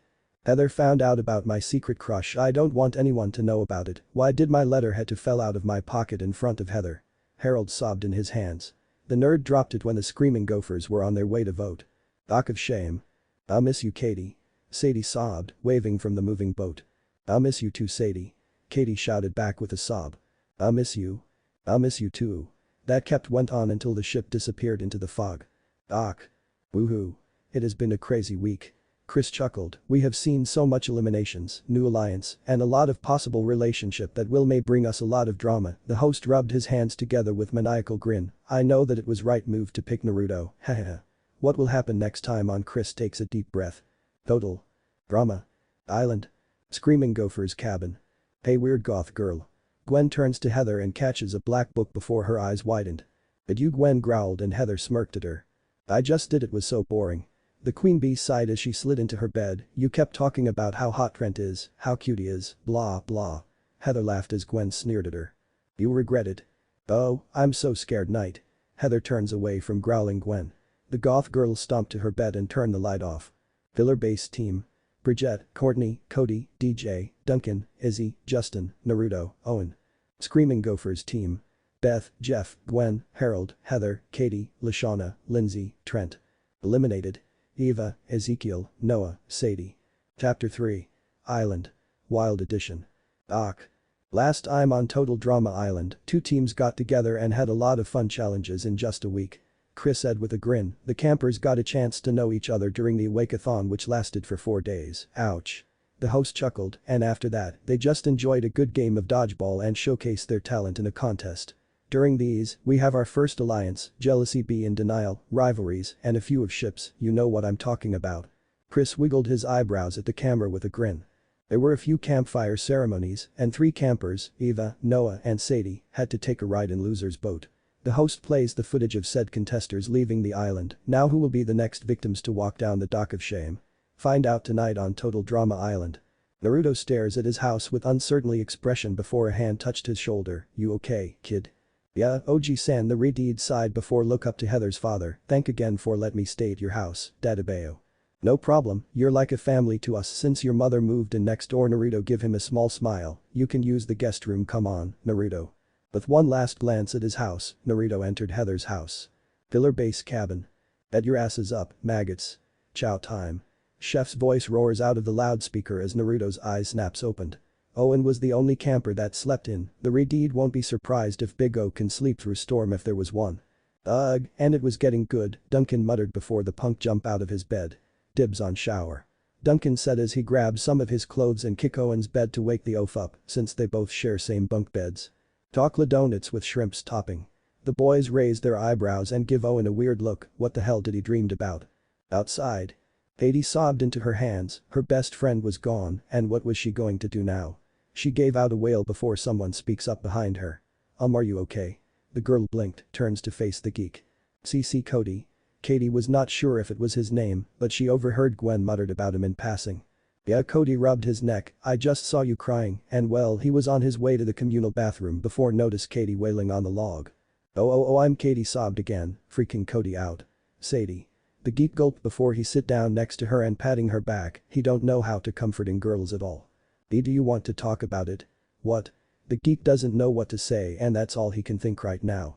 The skinny half look at him before nods her head and start to vents out on him as he patting her back over and over. Campfire. After their breakfast, Chris told everyone to meet him at the campfire pit for their challenge. Campers, the host starts his explanation, today's challenge will test your outdoor survival skills. I'm not gonna lie to you, some of you may not come back alive. Some of the campers gasped before Chris chuckled at their expressions, just kidding. All you have to do is spend one night in the woods. Everything you need is at your team's campsite in the forest. You just have to find it. He pulls out a couple of maps before toss them to the leader of the teams and give them a warning, oh and watch out for bears, lost a couple of interns in pre-production. Good thing we have Naruto Courtney's side, if the raid contain man-eating sharks, then it's possible that the bears won't attack the killer base team. First team back for breakfast wins invincibility. Chris said before pressing his air horn, well, off you go and don't die. The host chuckled again as he leaves. Did he say there are bears up in here? Lashana asked with bewildered eyes before Owen starts to tell everyone about his encounter with Bear. Really? That's cool, Big O. Naruto grinned at his large friend and Lashana muttering under her breath something about wishing that they were in her team and fighting a bear. Oh, this one time, Izzy giggled as she jumps on Naruto's back, I saw a bear eating our garbage. He had old spaghetti noodles hanging from his big huge teeth and it looked like blood and guts. We thought he was eating the neighbor's cat, Simba. Everyone stares at Izzy with weird look, but it turned out that he was just lost for a week. I see, Duncan muttered, not sure how to make a comment about her story. Let's go. Courtney barked at her team, she doesn't want to let the Gophers win another challenge. Screaming Gophers. Hey Gwen, wait up. Trent called out to the goth girl, but she just ignored him and walked away from him before he ran up to her side. Can I walk with you? No, Gwen grunted angrily, she just wants to be left alone for a while. Oh, come on, you're moping over the fact that I just read your diary. Heather rolls her eyes as Gwen glared at the queen bee, that is so lame. Whatever. The goth girl snapped before stomps away from her team. Pillar base. The team was following Courtney as she kept checking her map time from time. A mosquito lands on Justin's face before he swatted it and pulled out a mirror to check himself for any bite. Naruto blinked, noticing that the model just stopped and turned to him. Dude, you alright? Yeah, just checking, go ahead, I'll catch up. Naruto glanced at his team before give out a sigh. Fine, but don't get lost and stay on the path, Dadabeo. Justin nodded as Naruto ran to catch up with the team. The model turns back to his mirror and winked at it, he's so perfect and everyone knows it. Screaming Gophers. Ugh. Heather growled, she was getting tired of this weird goth girl sulking around and whispered back to her team, she is so the next one to leave. Who? Beth asked before Heather answers her by pointing at Gwen. But you're the one who read her diary, girl, that's privacy thing. Lashana glared at the queen bee, the said girl shrugged her shoulders. Katie, you doing okay? Jeff asks the girl and Katie nods at him with saddened expression. Yeah, she gave out a small smile, thinking about the geek and how he comforted her. Pillar base. There's no food here. Owen nervously chuckles, the team finally found their camping site and he was very hungry for some foods. This is a survival challenge. Courtney said, emphasizing on survival. It earns a wine out of the large oaf, and the sit rolls her eyes before look at the instruction, it says that we have to find our foods in wild. The campers sighed, it looked like it's going to be a long day for everyone. I bet right now, He-chan would say something about diet. Naruto chuckled, somewhere a certain camper sneezed. Izzy popped up right next to Naruto, making him jump a bit. Bear Ed. You know what would be fun? The crazy girl grins at Naruto, what if a bear show up when we call them out? Right. That would be so fun. Owen giggled as he grabs them in bear hug and joyously growls, I'm a bear. Roar. Shut up. Courtney yelled at Owen, causing him to whining again. Confession. Courtney is really mean to me today, Owen whined, poking his fingers together before blink at the camera. And why do I have a weird feeling that we missed someone? There was a pause before he shakes his head, nah. Screaming Gophers. I'm so hungry, Heather groaned as the campers waited for Jeff and Harold to come back from their hunt. Yo, who ordered the pepperoni pizza? A delivery boy hollered at the group, with extra cheese. The campers raised their eyebrows, how the hell did he get on the island? It's for the camera crew, over here. The cameraman waves him over, and the Gophers glared at the camera crew. What? We need to eat. One of the interns nervously said as their glares get harder before a voice stopped them. We're men now. Harold laughed as Jeff show up with fishes. Are you kidding me? Heather gaping at them, the Gophers cheered for foods. How do you know how to fish? Jeff grinned at the campers, it's really easy to catch fishes with my hat. The hat seriously? Gwen deadpanned, that's ridiculous. Confession. Yeah, Jeff chuckled, my bro was really crazy, but his ideas always work out well. Pillar base. Everyone was doing their own tasks while Owen was cooking the fishes under Duncan's eyes, since they figures that the lovable oaf may end up eat their dinner. Naruto's eyes glanced at Brigitte as they set up the tent. He can't help but wonders why he kept taking glances at the surfer, and he never noticed Cody elbowing Tyler as they both snickering under their breath. What's for dinner, woman? I'm starving. Duncan smirked at Courtney, receiving a glare from her. I hope you don't expect me to dignify that with a response. The Cid growled. Hey, guys, look what I found.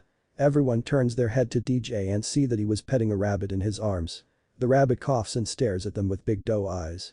Well, I never had rabbit stew before, but what the heck, I'm game. Duncan said before the giant gasped at him. No. That is my new pet. DJ turns his body to shield his rabbit from the punk, I'm calling him Bunny. You can't find any other foods. Courtney sighed, then it looks like we'll have fishes and berries for dinner. Has anyone seen Pretty Boy? Duncan asked before everyone's eyes widened, they just forget about Justin. Justin? Hello, anyone out there? The model asked, glancing around the woods and trying to find his teammates. He don't notice that it's dark already since he was busy adoring himself in the mirror. Confession. I can't help it, I'm too sexy. Justin smiled, staring into his mirror. I'm so perfect and flawless. The model flexed his muscles before making a kissy face with his mirror. Justin blinks as he found a cave and shrugged his shoulders, that would make a good shelter until morning. He walks inside and starts to scream as the bats flew and hugs his face. My face. The model cried out. Screaming gophers. I think the fishes are ready. Harold said, handing out the fishes to the gophers. Thank man, fish looks awesome. Trent said before chewing on his fish. There was silence between the team before someone decided to break it. So anyone get a campfire story? Jeff asked and Heather glared at him. No story, we're not kids anymore. The party boy pouted, he just wants to hear some stories and it was too boring. Pillar base. Brigitte gasps out of fear as the owl hooted out in the night. Be cool, it's just an owl. DJ reassured the surfer and petting his rabbit. It was late and most of the campers voted not to look for Justin since they believe that he can find them soon. Sorry, I just get really freaked out in the forest. Brigitte shivered and Naruto put his hand on her shoulder with a smile. Don't worry, you got us, Dadabeo. Brigitte smiled back with a pinkish tint on her face. This reminds me of this really scary story I heard once. Duncan smirked at Brigitte's expression as she whines. Really? Awesome. Tell it, tell it. Owen claps his hands. Oh. We can all take a turn to tell stories. That's not bad idea. Tyler said with a nod. Are you sure? Duncan asked with poker face, because the story I'm thinking of is pretty hardcore. Ooh, we're so scared. Courtney muttered sarcastically as she rolling her eyes. Alright, but don't say that I didn't warn you, Duncan smirked before starts his story, one night, a lot like this one. Trailer. Chris, you need me? Chef asked, ducking under the door and turned to the host behind his desk. Chris looks up from his papers before give the cooker a nod. Yeah, I want to ask you about next challenge when the campers come back tomorrow morning. Chris hands out a piece of paper to Chef, I was thinking of have a fear-based challenge, what do you think? That's not bad idea. Chef chuckled at the idea of terrorizing the teenagers before he noticed something sticking on the back of paper and peels it off, revealing it to be a picture. Huh? Who's that? The cooker asked as he handed it back to Chris and the host looked at it before give a small smile. Chef raised one of his eyebrows, he has been working with Chris for many years and he never had seen him make a real smile in whole of his career life. Sir? You alright? Chris blinked before give a nod, yeah I'm fine, it's just someone that got away. Chef give out a ah sound, everyone always have someone that got away and he know what it was like. I see, well, Chef sighed as he rubbed his head, I'm going to make breakfast for tomorrow night.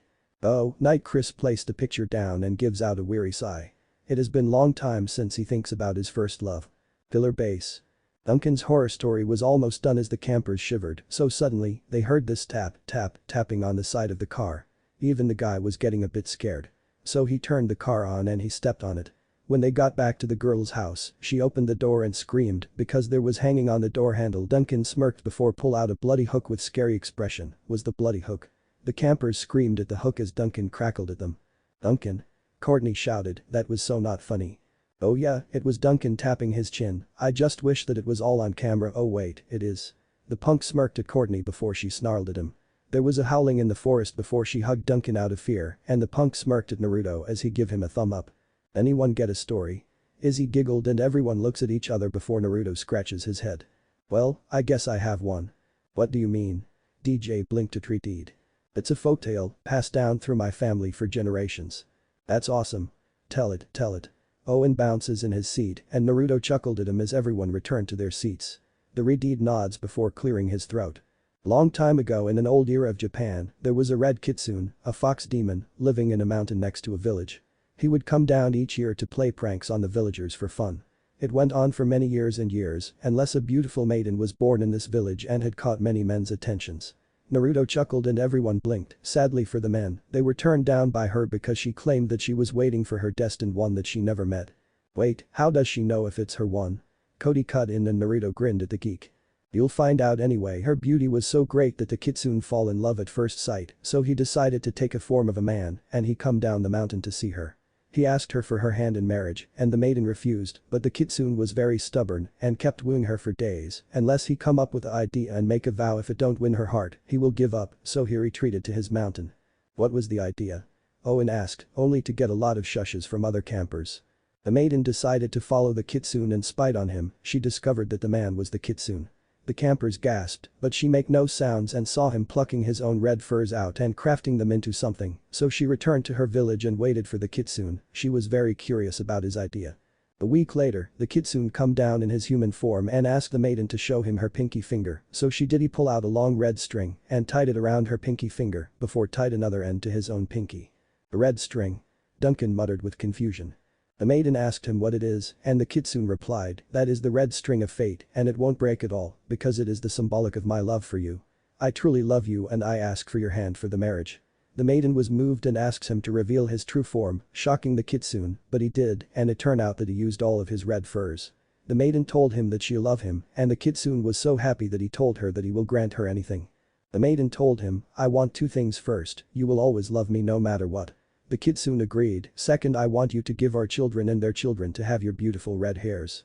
The kitsune was surprised, but he granted her wishes for many generations. The descendants of the kitsune and the maiden have red hairs to symbolize their love, and it was said that our red hair is the red string of fate, which will help us find our loved ones. That's the end of story.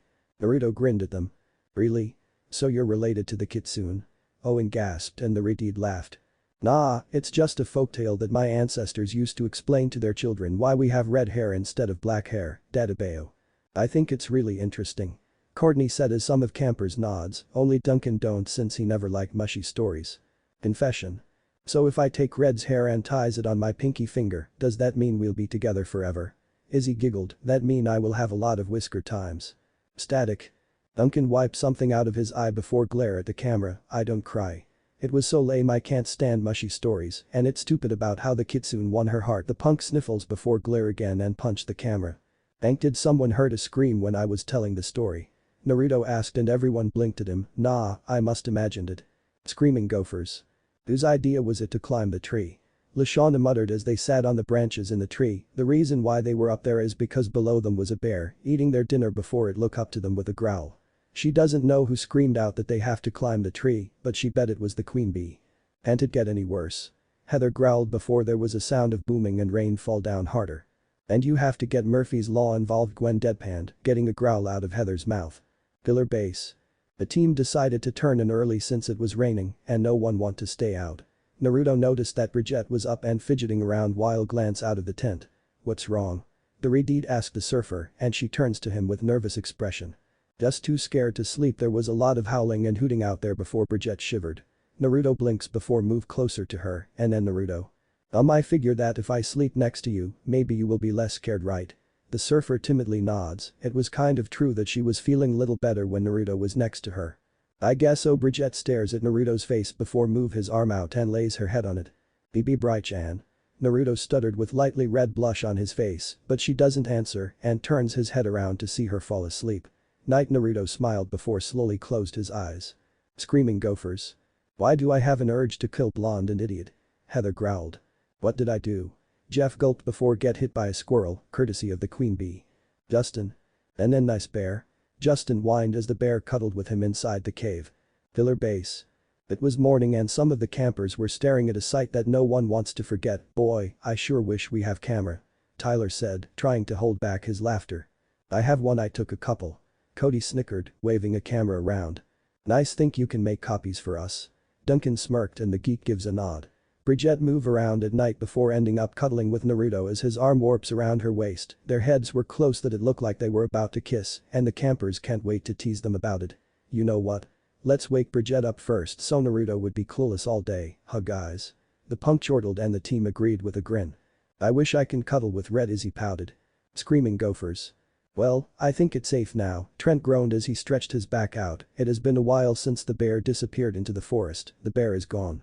And the map, Gwen sighed, holding up a ruined map that was ripped by the bear during his search for foods. Ugh, I'm too stiff. Lindsay whined, rubbing her neck, and Beth nodded as she moves her arms around. You know what? Heather snarled crankily, I don't want to hear another word from anyone here. She was fed up with lacking of sleep and tired of everyone whining about their bodies. A blue bird flew down on the top of tent and started chirping, shut up. The gophers shouted at the bird, causing it to fall down with a frightened chirp. Campfire. Lousy no good bum, Chris grumbled mentally as he tossed a wood into the campfire pit. Why don't any interns do their job properly? He can hear footsteps running up right behind before he turns to see Killer Base team. Wait a second, is it him, or does it look like there was one less fish? We're the first ones back. Courtney panted. Oh no. They beat us here. Heather growled as her team shows up right away before she snarled, stupid bear. Ah, Chris shakes his head, not so fast, Gofferinos. It seems that the Killer Base are missing a pretty fish. Oh, you mean Justin? Courtney giggled nervously, I'm pretty sure he got eaten by wolves last night. Duncan nods his head before Justin ran past the group with a scream. Dude, you alright? Naruto asked the panting model before Justin make gibberish sounds. They swear that he was saying something about bear, bat, and his face. Courtney cleared her throat, are you done, Justin? The model nods and she smiled, good, because thanks to you, we just lost the challenge. The Sit shouted at the cowering model. Alright, Killer Base, Chris speaks up with a chuckle, one of your fishy butts is going home. The host turns to another team, Gophers, you're going on an all-expense-paid trip to the tuck shop. I never heard of that place, Naruto muttered with a raised eyebrow as the Gophers team ran off with a cheer, it must be one of these famous shops. Justin gulped after seeing the base's glares. You've all cast your votes. Chris said, he decided that they have a campfire ceremony early just for a kick and to keep everything interesting for the rates. The camper who does not receive a marshmallow must immediately hit the dock of shame, grab the boat of losers, and get the hell out of here. The host grinned with narrowed eyes, and you can't come back now. I can see that some of you are tired, so catch them. Chris throws the marshmallows out while calling out their names, Owen, DJ, Courtney, Izzy, Tyler, Naruto, Duncan, Brigitte. Only Cody and Justin left, and Chris tosses the final marshmallow in air. This is the final marshmallow. He paused, and the boys look at each other. Cody gulped. Justin pulls out a mirror and winked at his reflection. Chris sighed before toss it to the geek, sorry, Justin, it's not right and your pretty face can't save you from elimination. The model shrugged his shoulders and stand up. Dock of shame. Sorry, dude. Naruto said as the teammates nods their heads. Nah, don't worry. I have a good time. Justin leaned closer to Naruto's ear and whispered, good luck with the girls. Huh? What are you talking about? Naruto blinked and the model chuckled at him. Nothing, dude. Naruto shrugged as Justin waving his hand at his former teammates before the boat takes off. Killer Base. Naruto rubbed his head as he looked at Brigitte before she adjusting her glance to somewhere else, and was that a blush on her face. Are you okay? The redhead asked and the surfer jumped in her seat. Oh, yeah, I am. Naruto tilted his head, not noticing the campers snickering behind his back. He was about to say something, but Courtney cut him off with a growl as she stand up to face the incoming Gophers. What do you guys want? Courtney glared with hands on her hip, come by to rub it in.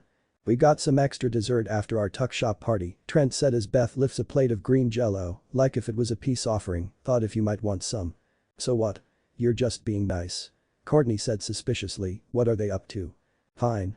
Gwen sighed, Harold's red ants just got out and they are everywhere in our cabin. The Gophers glared at the nerd, right now, we're waiting for the ants to clear out. Need my help? Naruto chuckled and the Gophers shakes their heads, there was too many ants and they feels that it will be too much for one guy alone. Beth walks up to Courtney and attempting to hand the plate to the Sit. No. Courtney cried, taking a step back before recomposed herself, I mean, no thanks. I'm good.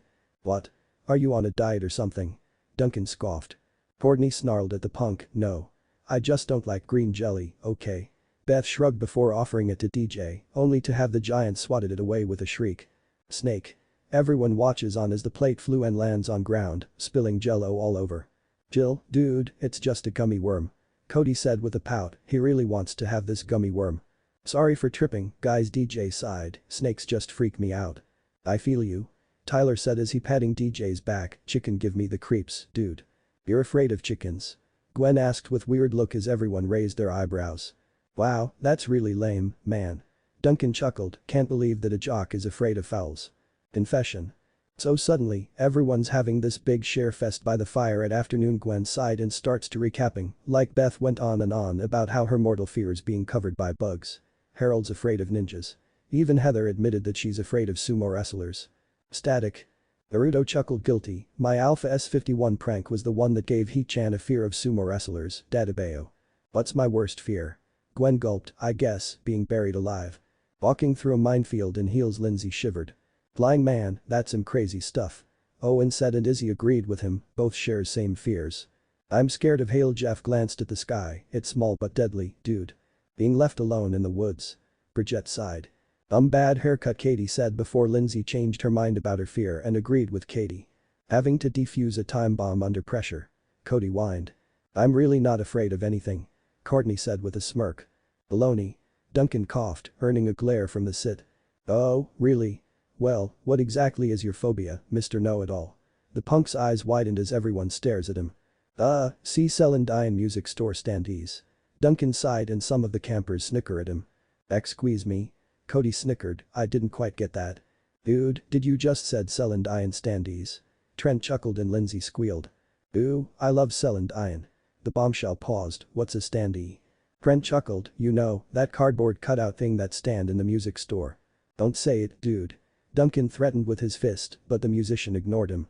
Kind of like a life-size, but flat, Celen. They started to tease him for a while before Duncan slaps his ears with hands. Shut up. The punk pointed at the last couple, what about you, guys? Okay, well, I hate mimes, like, a lot. Trent said, trying to pass it off as peace offering to Duncan. He turned to Naruto since he was the only one beside Courtney that doesn't share their fear yet. What about you, dude? My fear? Naruto flinched before rubbing his chest, which everyone noticed for the first time. Well, my scar. The Redeed sighed. Seriously? That's your fear? Courtney rolls her eyes and some of the campers frowned at her. Yeah, Naruto scratched his head with a small frown, it's something that you won't understand, Dadabeo. So what about you? Heather cut in, attempting to change the topic by asking Courtney with a glare. Nope, nothing. Courtney replied smugly. It looks like the queen bee's attempt was successful. That's not what she said last night. Duncan whispered to DJ. Duncan, did you ever consider that maybe I was just humoring you and your stupid story? Sure, princess. The punk rolls his eyeballs, whatever floats your boat. Shut up. The Sit snarled. While everyone was talking, Katie sat next to Cody with a smile. Hey Cody, I want to thank you for yesterday when you know, Katie muttered as she pulls out a pile of candies and offers them to the geek as his eyes lit up at the sight of candies, here I got them for you. Thank, Katie. Cody starts to gobble them up, I can't resist candies. He stopped before hands her piece of candy, here he gave her a gap-teeth grin before returning to his candies, never noticed a little blush on Katie's face. Main lodge. Once again, it was morning since the campers stay up late to chat and everyone was eating their breakfast before Chris walked inside with a whistle, it set off alarms in the campers' heads. Campers, your next challenge is a little game I like to call Phobia Factor. Chris grinned at them, prepare to face your worst fears. Phobia Factor?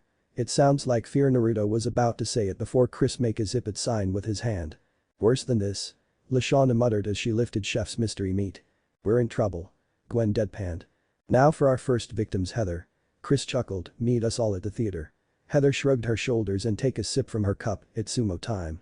The queen bee spit out her drink and gasped at smirking Chris. Gross, Trent mumbled, wiping the drink off his face. He was unlucky that he sat in front of Heather. Gwen, you, me, the beach. Chris told Gwen, a few tons of sand.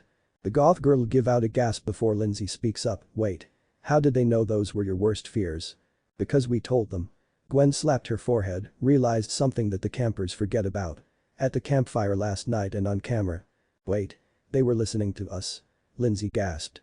It's a reality show. Gwen deadpanned, they always listening to us. That's like eavesdropping.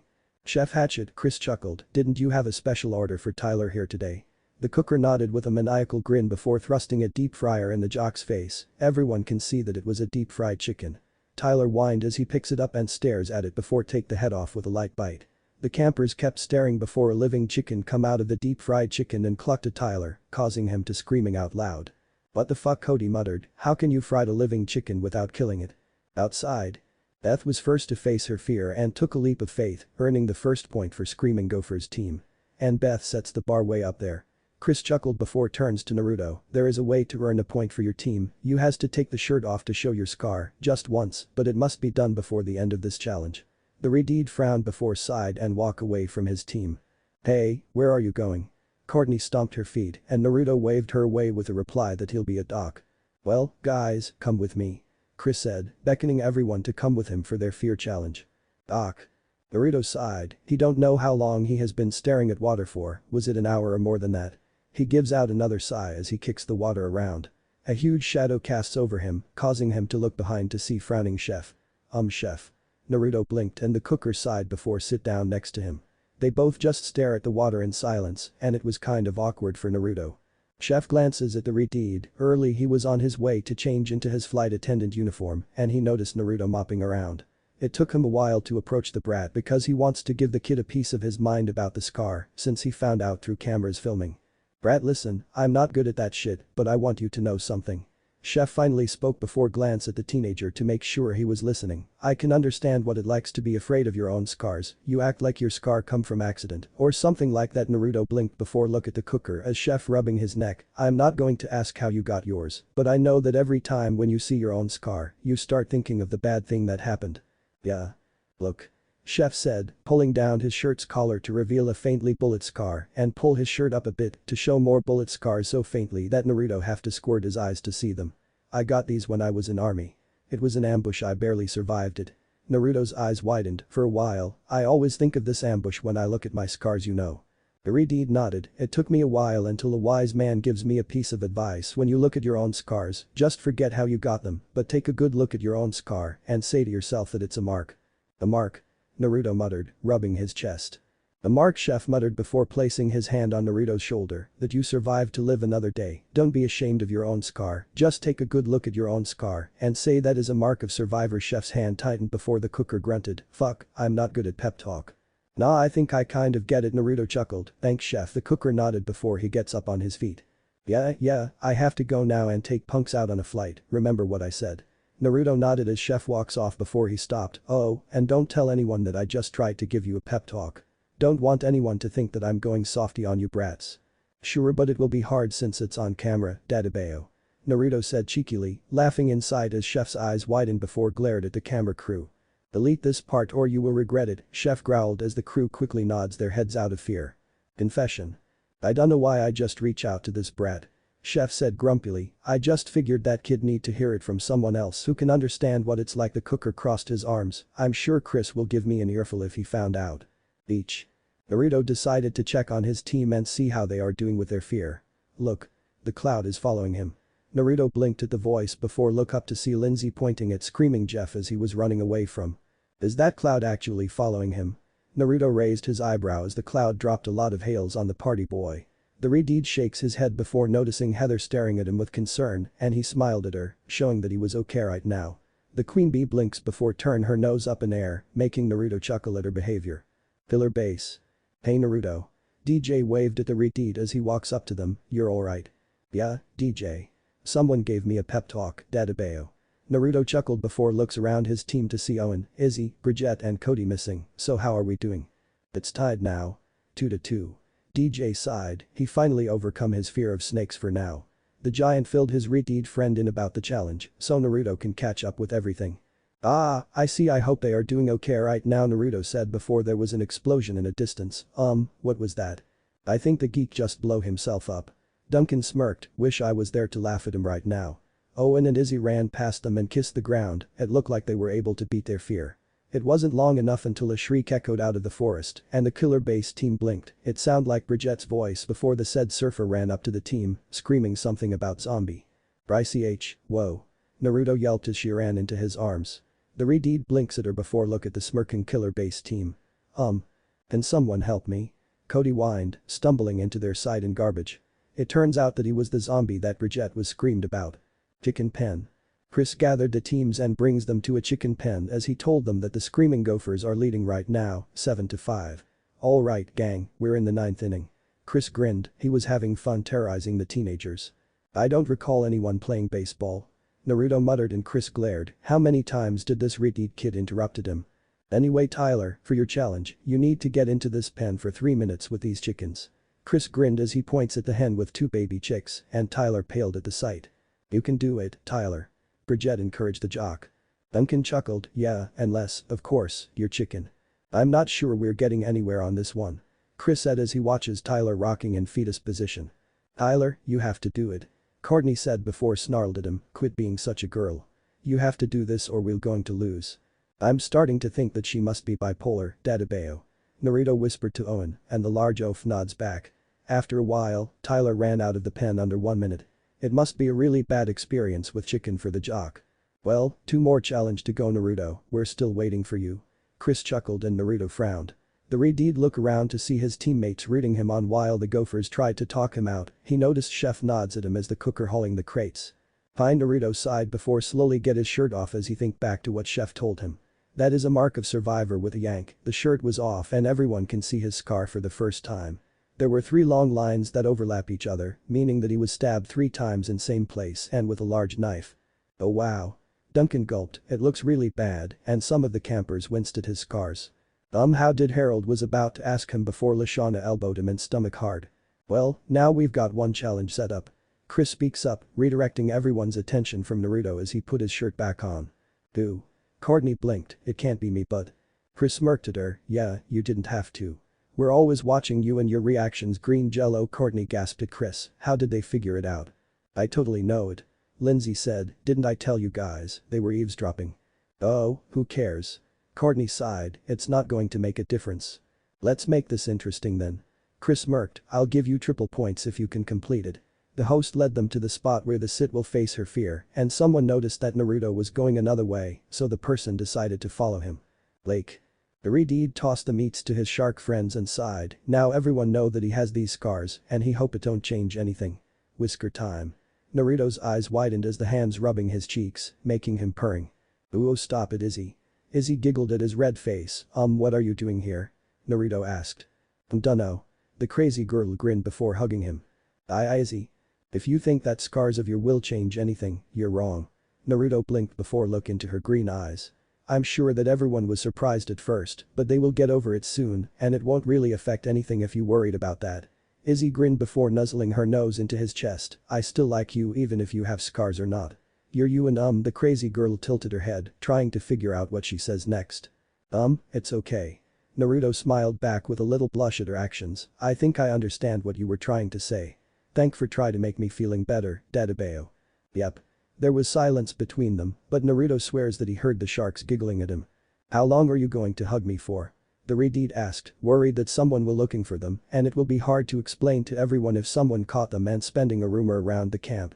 Not unless I get my cuddle time. WWW what? Filler base cabin. Hey, dude. Where were you? Duncan asked as Naruto show up in their room, drawing the other boys' attention. Oh, I was at the lake, Dadabeo. The one with sharks. Tyler gulped, no campers ever went to the lake since the first team challenge due to sharks, but it seems that only Redeed was able to go in without any worries. Yeah, that's the one. Naruto chuckled before he hops on his bed. So I take it that we lost, huh? It was a rhetorical question and DJ nodded his head. For a while no one said anything before someone breaks the silence. Not to be rude or cold, what kind of situation was it that you got these scars? Duncan. Dude. Owen gasped at the punk. What? I was just curious. Naruto gave a small frown before sighed. I guess it would come out soon since I'm sure the paparazzi are all over our homes by now. Everyone nodded, that was a small price to be on the TV show, all I can tell you just one thing I'm going to say it once and I won't repeat it again, get it? Fine with me. Duncan nods his head, he was just curious and the boys look uncomforted about it, but they were curious too. Naruto sighed before muttering a word that no one said anything unless the campfire ceremony. Stalker. Campfire. Chris decided to hand out the marshmallows to the campers until there was 2 marshmallows left because he don't want to say the same things over and over for now. There are 2 marshmallows left on this plate. Chris said as he looks at Bridget, Tyler and Courtney for a good reason, the 3 of you did not complete your challenges today. One of you is going home tonight and cannot return ever. Chris chuckled, the name I'm gonna call out is Bridget.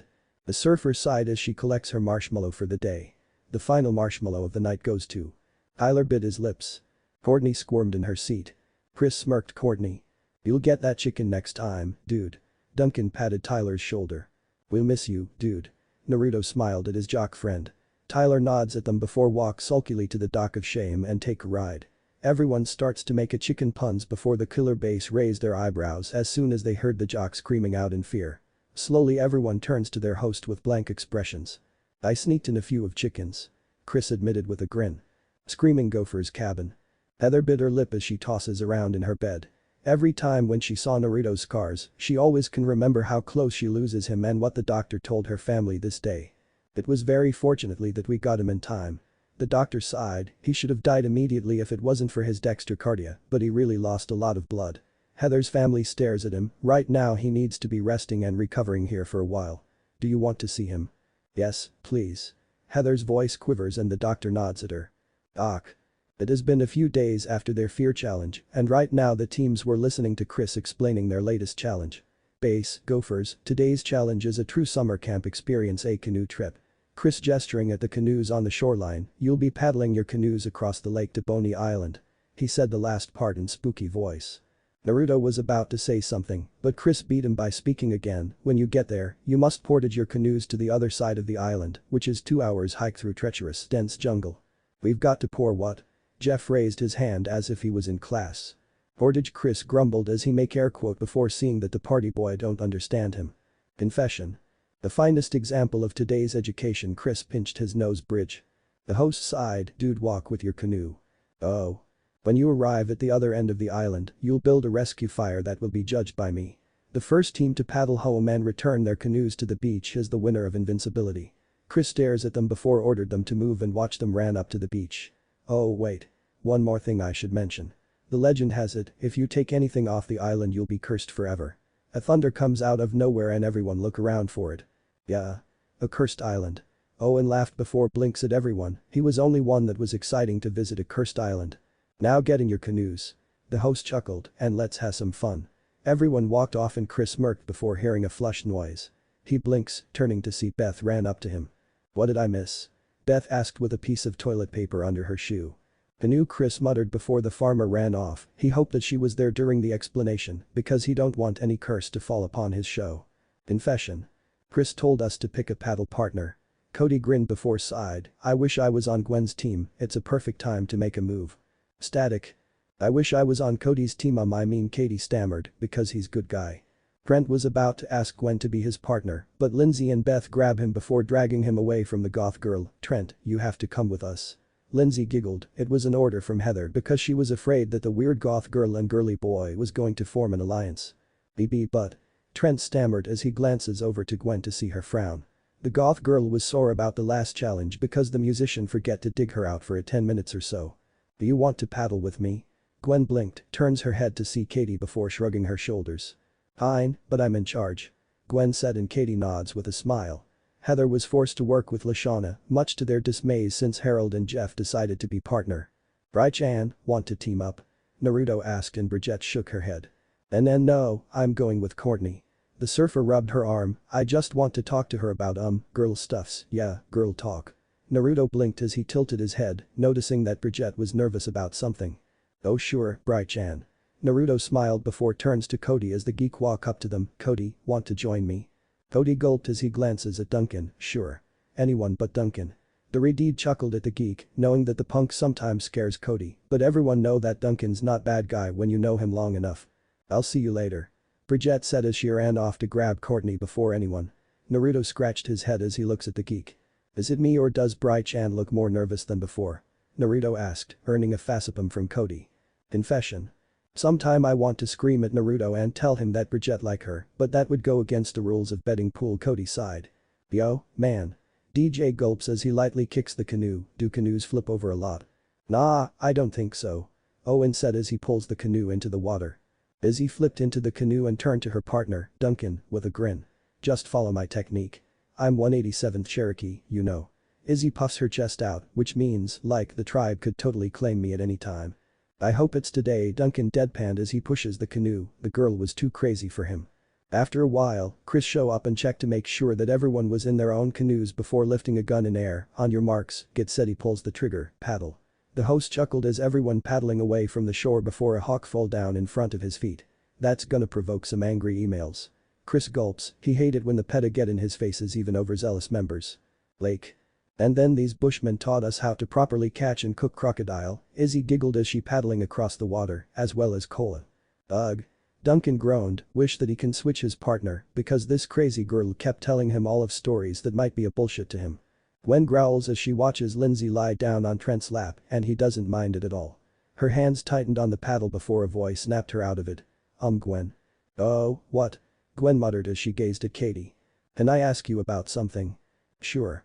And from this day, this guy kept screaming every time he sees a corn cob, Dadabeo. Naruto chuckled. You are so evil, Cody gaped at him with paled face and Naruto laughed harder before they both hear Gwen shrieked. What?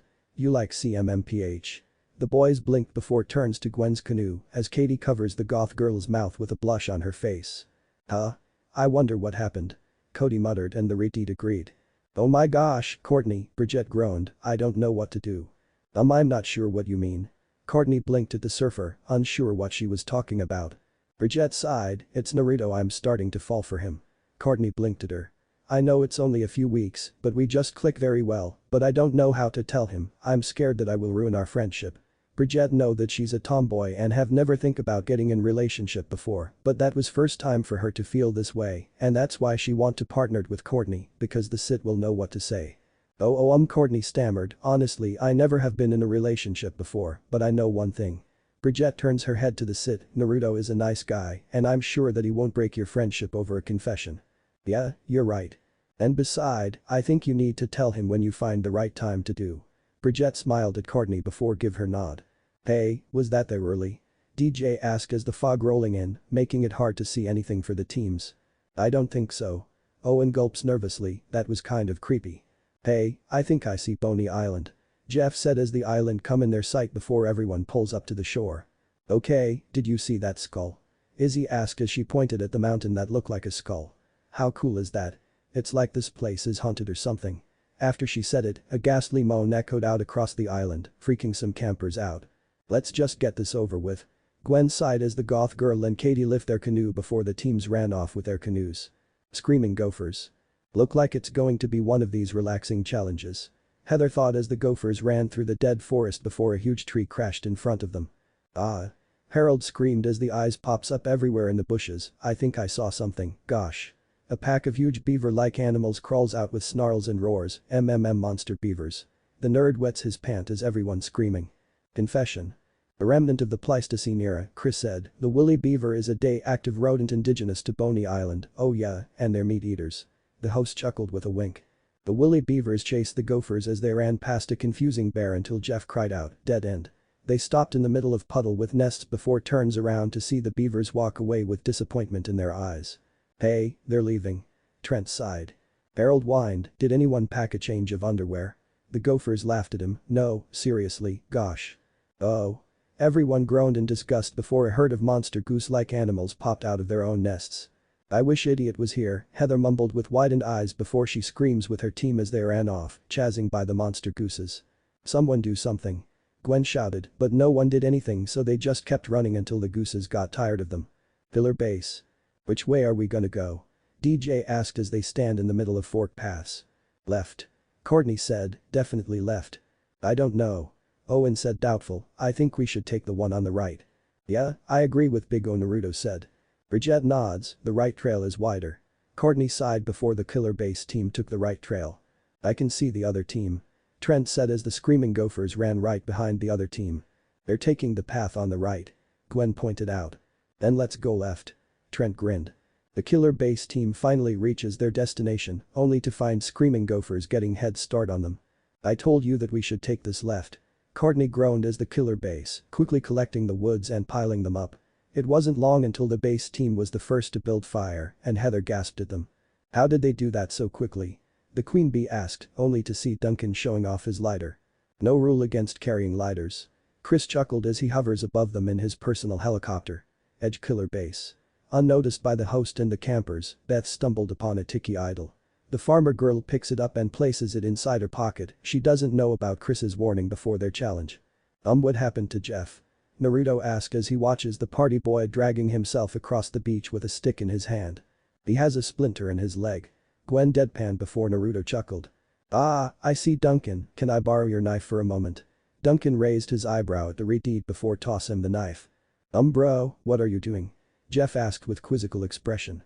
"Well, it's the only way to get Splinter out, Dadabeo," Naruto said with a grin as the blade slid out, drawing a unmanly shriek from Jeff. Everyone stared at him before Heather smacked Naruto's head. "Idiot, you have weird sense of humor." Gomen. Naruto chuckled, tossing the knife back to the punk. Confession. "I admit that Naruto sometimes scared me," Duncan deadpanned, and that's saying something.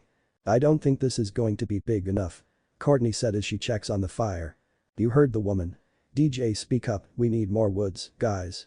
Harold gasped after checking out Base's fire, and in his panic, he grabbed all of the gopher's oars before throw them in gopher's fire. "What the fuck?"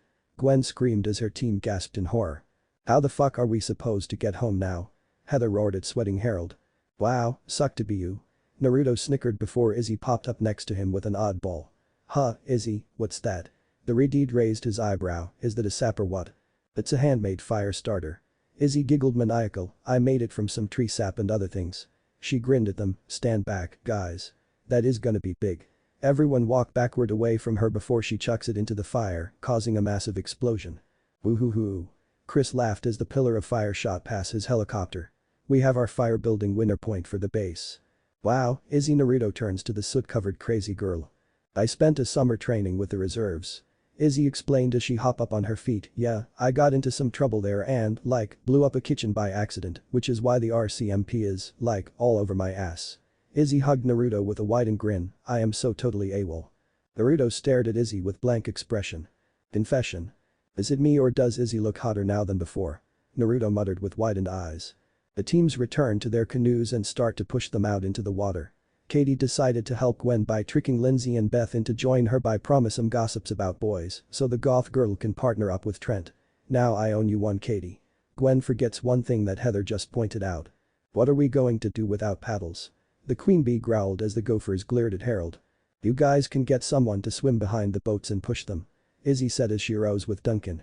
"I did this once for a guy's huge, 60-foot yacht. The whole crew had to flutter kick for 8 days to get to shore and, 4 of us got eaten by sharks." Everyone stares at her with blank expressions until she waves bye to the gophers. "That might work," Beth said, "we need someone big enough to push." She trailed off, starting to notice that they don't have anyone big in their team. "Harold and Jeff will push us," Heather said with a glare, and no one argued with her since Harold caused it in first place and Jeff was slacking off even if he has a tiny splinter. "I totally know it." Gwen deadpanned, and everyone nods as Chris smirked at them from the dock with killer base. Harold gave up halfway, leaving Jeff to do all the work, but it ended up in vain. "The base or the winner?" Chris chuckled as the gophers glared at him for stating the obvious. The host pulls a plate of marshmallows out of nowhere and chuckled at them. "And guess what? We're going to have elimination here and right now." "But don't we have to vote first?" Harold whined as his team glares at him. "Just say the name of camper that you want to kick out." Chris ignored the nerd with a grin, and before the gophers say the name of camper, a RCMP helicopter shows up out of nowhere as it flashes spotlight on Izzy. "Izzy, we know you're down there."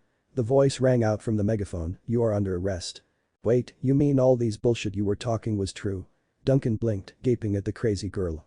"Nope, just the RCMP part." Izzy pointed at the helicopter, "You'll never get me alive." She paused before pecked Naruto's cheek, earning a blushing from Redeed as a couple of certain campers snarl in silence.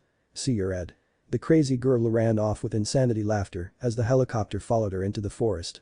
"Due to unforeseen event," Chris slowly said, somewhat bewildered, "instead of elimination, one of the gophers will be kicked out and sent to base's team as replacement. Who do you want to send out?"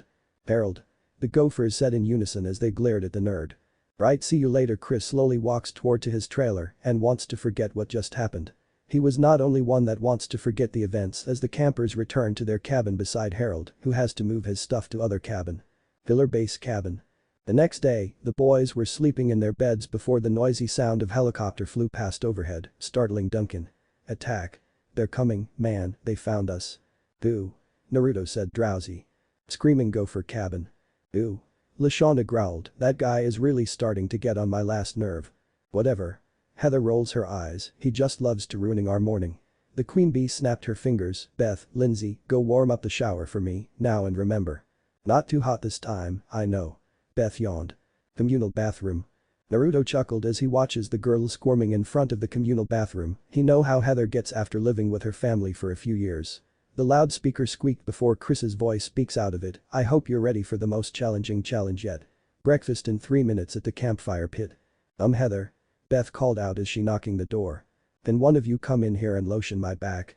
Heather asked from inside. It's peeling. The girl slowly back away from the bathroom. Sure, I'll come in. Naruto said. There was pause in air as the girls look at him. And then no. Heather's voice shouted. Why? We already bathed together before, Dodgeball. The Redeed blinked as the girls gasped. Did they have this kind of relationship? When we were 6. You idiot. Heather roared. If anyone was inside with her, they would see her face turns red. That's different now. Really? Naruto tilted his head as the surfer sighed out of relief. Wow, you're really idiot, Lashana deadpanned. Campfire. Are you ready for today's Extreme Max Impact Challenge? Chris said excitedly. We are ready. Woo. Owen laughed before the host rose a can with cry of incoming. The can flew toward Gwen before Trent caught it from hitting her face. That is breakfast. Chris chuckled as he tossed more cans to the campers. No, breakfast is crepes, croissants, even chef's crappy burnt eggs, and Heather stopped her sentence with a frown, and before anyone can ask her what she was going to say, Owen starts to singing. Beans, they're good for your heart. Owen giggled. The more you eat, the more you. The can smacked into his forehead, knocking the oaf out. The day's challenge is about survival. Chris smirked, acting as if he doesn't just bean Owen. We're going hunting. The host pulled out a paintball gun and grinned at the campers. Now that's more like it. Duncan grinned, can't wait to shoot with a gun. Isn't that a paintball gun? Harold asked and Chris resists to saying no shit, Sherlock, anyone can tell that it's a freaking paintball gun, but he managed to keep his host's smile on. Why yes, Harold, it is. The host said before he pointed the gun at Harold and fired it, sending the nerd to the ground with paint splatter on his chest. So we won't be killing anything? Bridget asked with crossed arms. Negatory. Chris answered, this is the first ever paintball deer hunt. I'll announce the teams once we get into the woods. He turns his head to the campers, so finished Breaky. A huge burp cut Chris off and everyone turns to see Owen, surrounded by empty cans. Get any more? The oaf sighed joyously. Woods. The group stands in front of Chris and a tool board with multicolor paintball guns. And now for the team breakdowns. The killer base hunters are Bridget, Harold, Owen, and Naruto, Chris announced as he tosses the green paintball guns to the mentioned base. Locked and loaded with base blue paint. Woohoo. Owen cheered, this is awesome, man. And using orange paint are Gophers hunters. The host smirked as soon as he heard Naruto's whining, that's for interrupting me many time. Chris thought before resuming his speech, Lashana, Beth, Lindsay, and Jeff. The Gophers caught their pink paintball guns before he puts on his camo hat and orange safety glasses. You also get these styling glasses and wicked camo caps. The rest of you are now deer. Say what? Gwen mumbled to herself. Chris opened the crate behind him and holds up an antler headband, fake tail and a red nose. Here are your antlers, noses, and little white tails. The host said as he wiggled his tail in Camper's direction before chuckled to himself. Yeah, right. I'm not wearing that. Heather scowled. But I think you should make a cute Dodgeball. Naruto chuckled, never noticed the blush on the queen bee's face. There's no way I'm a deer. Duncan grunted, disappointing that he don't get chose to be a hunter. Chris ignored the punk as he forced a deer gears on Duncan. Take these off and your team is totaled. The host grinned at the punk and Jeff laughed at Duncan. What are you looking at? Duncan growled at the party boy. Nothing, bro, Jeff snickered. You'd better take a good shot, slacker. Duncan threatened with his finger in Jeff's face. And you may go to your starting spots. Chris chuckled as the teams went their separate ways. Filler base deer. The 4 base deer was walking through the forest before Courtney sighed, at least we get a head start. I don't know about y'all, but I'm outta here. DJ said, he know it is bad idea to stay in a group because it's possible that the Gophers hunters will take them out in one swoop. The giant turns around and starts to gallop off on his 4 limbs. Duncan dropped his jaw, he knows that it's impossible for human to do that, but DJ just proved him wrong. Screaming Gophers deer. Heather was sitting on the tree stump, filing her nails as she watched Katie separated herself from the group. Are you coming? Gwen asked and the queen bee scoffed at her. No, I'm going to wait for Lindsay and Beth and make them protect me for the whole game. Wouldn't that be against the rules? Gwen asked as she placed fists on her hip. Do you see a rules person anywhere? Heather said sarcastically, worry about your own fluffy tails. Fine. Gwen rolled her eyes as she walked off with Trent, don't go mushy on Naruto if he caught you. WW what are you talking about? Heather snarled, earning a tiny smirk from Goth Girl. You're not only one who read another person's diary. Gwen snickered inside her mind. Confession. Why everyone does kept assuming that I have a crush on idiot. Heather groaned, there's nothing going on here. The queen bee paused before fixing her antler headband. Is there any chance that I can keep these? Her eyes widened, and not because of what idiot just said. It's because I think they are cuter. Heather stuttered with a little blush on her face. Filler base hunters. After going over their strategy, they put their hands together and raised them with a cheer. And break. Harold said before the boys put their glasses on, but Bridget looked unsure about the challenge. Okay, you do realize that this is all just pretend, right, and it's just paint. The nerd told the surfer before give her a smirk, like if you like hit Heather. Bridget cut him off, wait. Heather is a deer.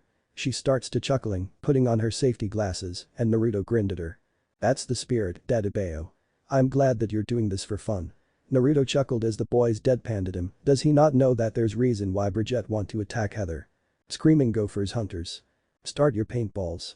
Chris spoke out of the loudspeaker, game on. Alright. Beth laughed, let's go bag some deer. Haha, I am down with that. Lashana chuckled and Jeff smirked. Yeah, I'm so psyched to hunt them down. He chuckled before ran off alone. Why do boys always have to be gun crazed? Lashana rolled her eyes, earning a nod from Bombshell and Farmer. Lindsay. The Bombshell was searching for the berries on Heather's order. She and Beth met the queen bee a while ago, before Lindsay got her order from the leader of Alliance. She hummed as she collecting the berries out of the bush before hearing a rustling sound and quickly grabs her paintball gun. WW who's there? Lind? The voice called out as Lindsay blushed, realizing the voice of her crush. Is that you? The person walks out and chuckled, I thought you were the deer. Yeah, me too. Lindsay giggled, I almost shot you. Haha, yeah. He paused before look at her, what are you doing? Oh, I'm getting some berries for Hailey. The Bombshell offers him some berries, want some? Sure. Lindsay giggled as she watches him eating the berries. It's been a while since we talk. When was the last time we talk again? Just a few days ago when we were having dinner. Lindsay tapped her chin, remembering that they always talk during the suppers, but they both got busy with other stuffs. Right. He nods before sighed, I miss talking to you. Lindsay blushed when he told her that. Why yeah, me too. They both stand around in awkward silence before she speaks up, I better go back to Hillary before she gets mad again. Oh, yeah, see you Lind. He waves at her as he walks off to hunting for the gopher's deer, don't even remember that Heather is the deer in first place. Yes, see you Otis. Lindsay blushed as she watches Owen disappeared into the wood. Naruto and Bridget. Man, I don't see any deer for a while, Dadabeo. Naruto sighed, scanning the woods for any signs of gopher's deer as Bridget nodded. Harold decided to go another way to see if he can find any deer, so it was just them alone together in the forest, and they were fine with it. Yeah, it's weird that we don't come across anyone for a while. The surfer said, she know it was a big forest, but it is still weird that they don't find anyone yet. Bridget glanced at Naruto before thinking to herself, shall I say it now or wait until after the challenge? She bit her lips before nods to herself. Naruto, I need to. SHH. Naruto shushed, I see He-chan ahead of us. Bridget blinks, starting to notice Heather sitting on the stump as the queen bee yelling at Beth in distance. Shall I shoot or do you want to? Naruto asked before smirking. Bridget fired her paintball gun twice and it hit Heather's arm. Whoever you are, this is so not cool. Heather growled as she looks around, never noticed the retreating hunters. Nice one, Bright-chan. Naruto laughed as the surfer joined him in laughter. DJ. The giant dodged another paintball as he galloped up the giant cliff, chazzing by Jeff. Early, the party boy found DJ in the clearing and was about to ambush the deer, only to step on the twig and alerted DJ to his position. Get back here. Jeff shouted as he shot another paintball at DJ. The giant dodged it again before skidded to stop in front of the edge of the cliff and gulps at the height. Jeff laughed, you're mine now, dear. DJ sweats as Jeff aimed his gun at the deer and pulled it, only to have it clicking. DJ glared at Jeff, on my mouth. Jeff nervously chuckled as he rubs his head before DJ dropkicked him off the cliff and into the lake. The giant grinned at the soaking party boy before kicking the dirt in air and galloping off again. Pillar base hunters. The four hunters found each other and agreed to go together since the game is going to be over soon, since it has been almost more than 2 hours. They were talking about how Owen come close to bag some deer, only to be fouled by his own farts, and laughed when Owen let out a fart before they overhear someone fighting with other. Huh? Sound like He-chan. Naruto muttered before they peek out of the bushes to see Lashana and Beth shooting at Heather while she was shooting back, and the killer base hunters raised their eyebrows at each other before shot their paintball guns at the fighting trio. Jeff. The party boy sighed as he walked throughout the woods after dried off, he was lucky that the sharks were not around this time. Huh. He blinked, noticing a pile of berries and shrugged his shoulders, he was really hungry. Jeff starts to eating them, unawake that a bear stand right behind him until he finally turns around and screaming. Confession. The bear was eating berries off his claws, wearing a camo hat and safety glasses. Pamp. TSK, TSK, TSK. Chris shook his head, he just called all the campers back to tally up the team score and only to find out that his challenge was really messed up. Stealing from Chef, eating chips in woods, being mauled by a bear. Chris said as Chef wrapped the bandage on wheelchair-bounded Jeff. Honestly, the party boy have no idea about the first two, but the host believed it was him since the empty bag, tossed by Beth in first place, were found near Jeff at this time. Do you know what I see here? Chris asked with a glare as the campers looked down on the ground, some was staring at injured Jeff. A bunch of teenagers. Naruto said and the host sided him. No, I see a very undisciplined group. Chris turns his head to Gophers, I see a disgraceful mess. I see a massive waste of paint product and I have to say Chris take a deep breath, that was awesome. Say what? Everyone beside Jeff cried out. Chris pointed at Gopher team with a laugh, when you guys open fire on your own team, wicked TV, guys. Hey, where are Duncan and Courtney? Harold asked before the mentioned campers walk in with their antlers locked together, causing some campers to laugh at the sight. Oh, this is too much. Gwen smirked. Duncan, you sly dog, you. Owen catcalled. The punk wiggled his eyebrows, the girl can't keep her antlers off me. That earned him a kick to groin from Courtney, and the males winced at his agony. Can't even bend over, Duncan groaned out. Easy, Courtney. Chris said, our medical tent's really only equipped for one at a time, and Jeff's pretty messed up. Naruto and Bridget helped separating the sit and punk from their antlers locking. Well, since 3 members of the Gophers are dripping in paint. Lindsay cut him off by turns around to reveal that she got shot in back, make that 4 members. And some of them aren't even deer, I think we have our winner. Chris glared at Gophers before grinned at the cheering Killer Base members, you're off to a hunting camp shindig. Boo, Duncan whined before dropping on his knees, holding his family jewelries. Gophers, I'll see you at the campfire ceremony. Chris rolled his eyes, again. Campfire? I mean, seriously, twice in a row. Heather scoffed at her team, what is wrong with you people? I can't wait to see Beth get kicked off. The said farmer gulps as the queen bee glared at Lashana with crossed arms, I just wish I could vote off 2 campers at once. Confession. I know I just got mauled by a bear, Jeff chuckled in his wheelchair, but I'm feeling good about this. This Heather chick has a lot of issues with Gophers and I'm sure I'm safe this time. Static. I totally admire Belle for standing up to Heather, Lindsay said, finally get the queen bee's name right, but she's so dead now. There are only 7 marshmallows on this plate. Chris said as he shows them the plate, when I call your name, come up and claim your marshmallow. The camper. He was cut off again by Gwen as she droned, who do not receive a marshmallow must immediately return to the dock of shame, catch a boat of losers and leave. The goth girl sighed, can't we just get this over with? Damn you, Naruto. Chris glared at the campers, fine. Whatever. Spoil the moment. He tossed the marshmallows at the campers with glare, Trent, Lindsay, Katie, Gwen, Lashana, Beth. Oh, come on. Heather mumbled to herself with a sneer. Now it's down to between Jeff and Heather. Campers, this is the final marshmallow tonight. Chris said, holding up the final marshmallow. Heather licks her lip with worried expression on her face.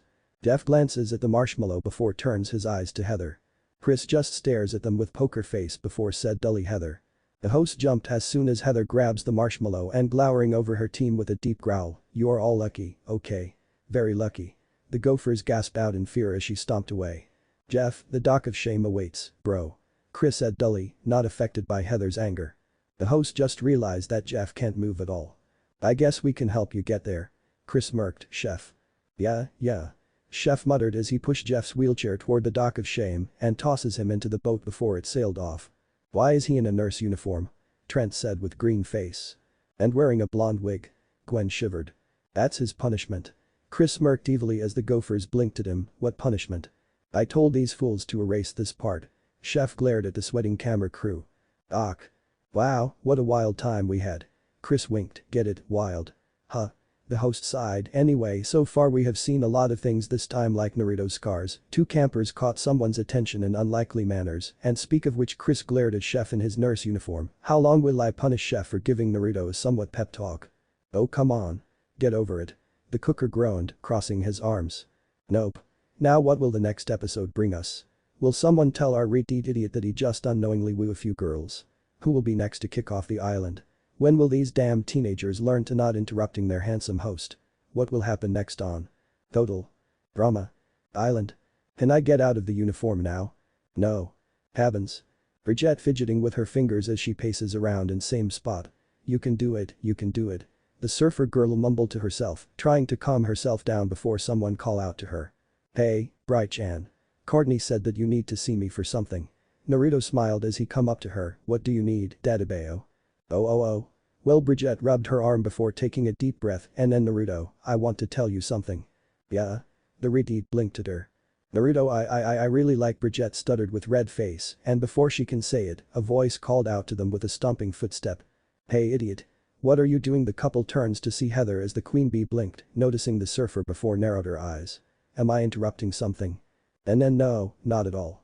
Bridget squeaked before sighing, earning a concerned look from Naruto. You sure? You can tell me, Dodgeball. The surfer shook her head. Nah, I'll tell you later. Bridget glared at Heather, in private when I'm ready. Huh? Ready for what? Naruto tilted his head as Bridget waved it off and give him a smile before retreating into her room. He-chan, what's going on? Nothing. Heather snarled, she knows what was going on, so she decided to stop it by step in.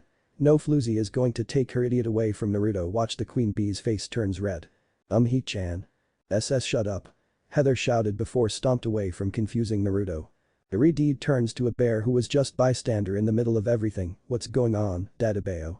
The bear's answer was just a facepalm. What? What if Naruto has bloodline and total drama? End here and thanks for watching my video till the end.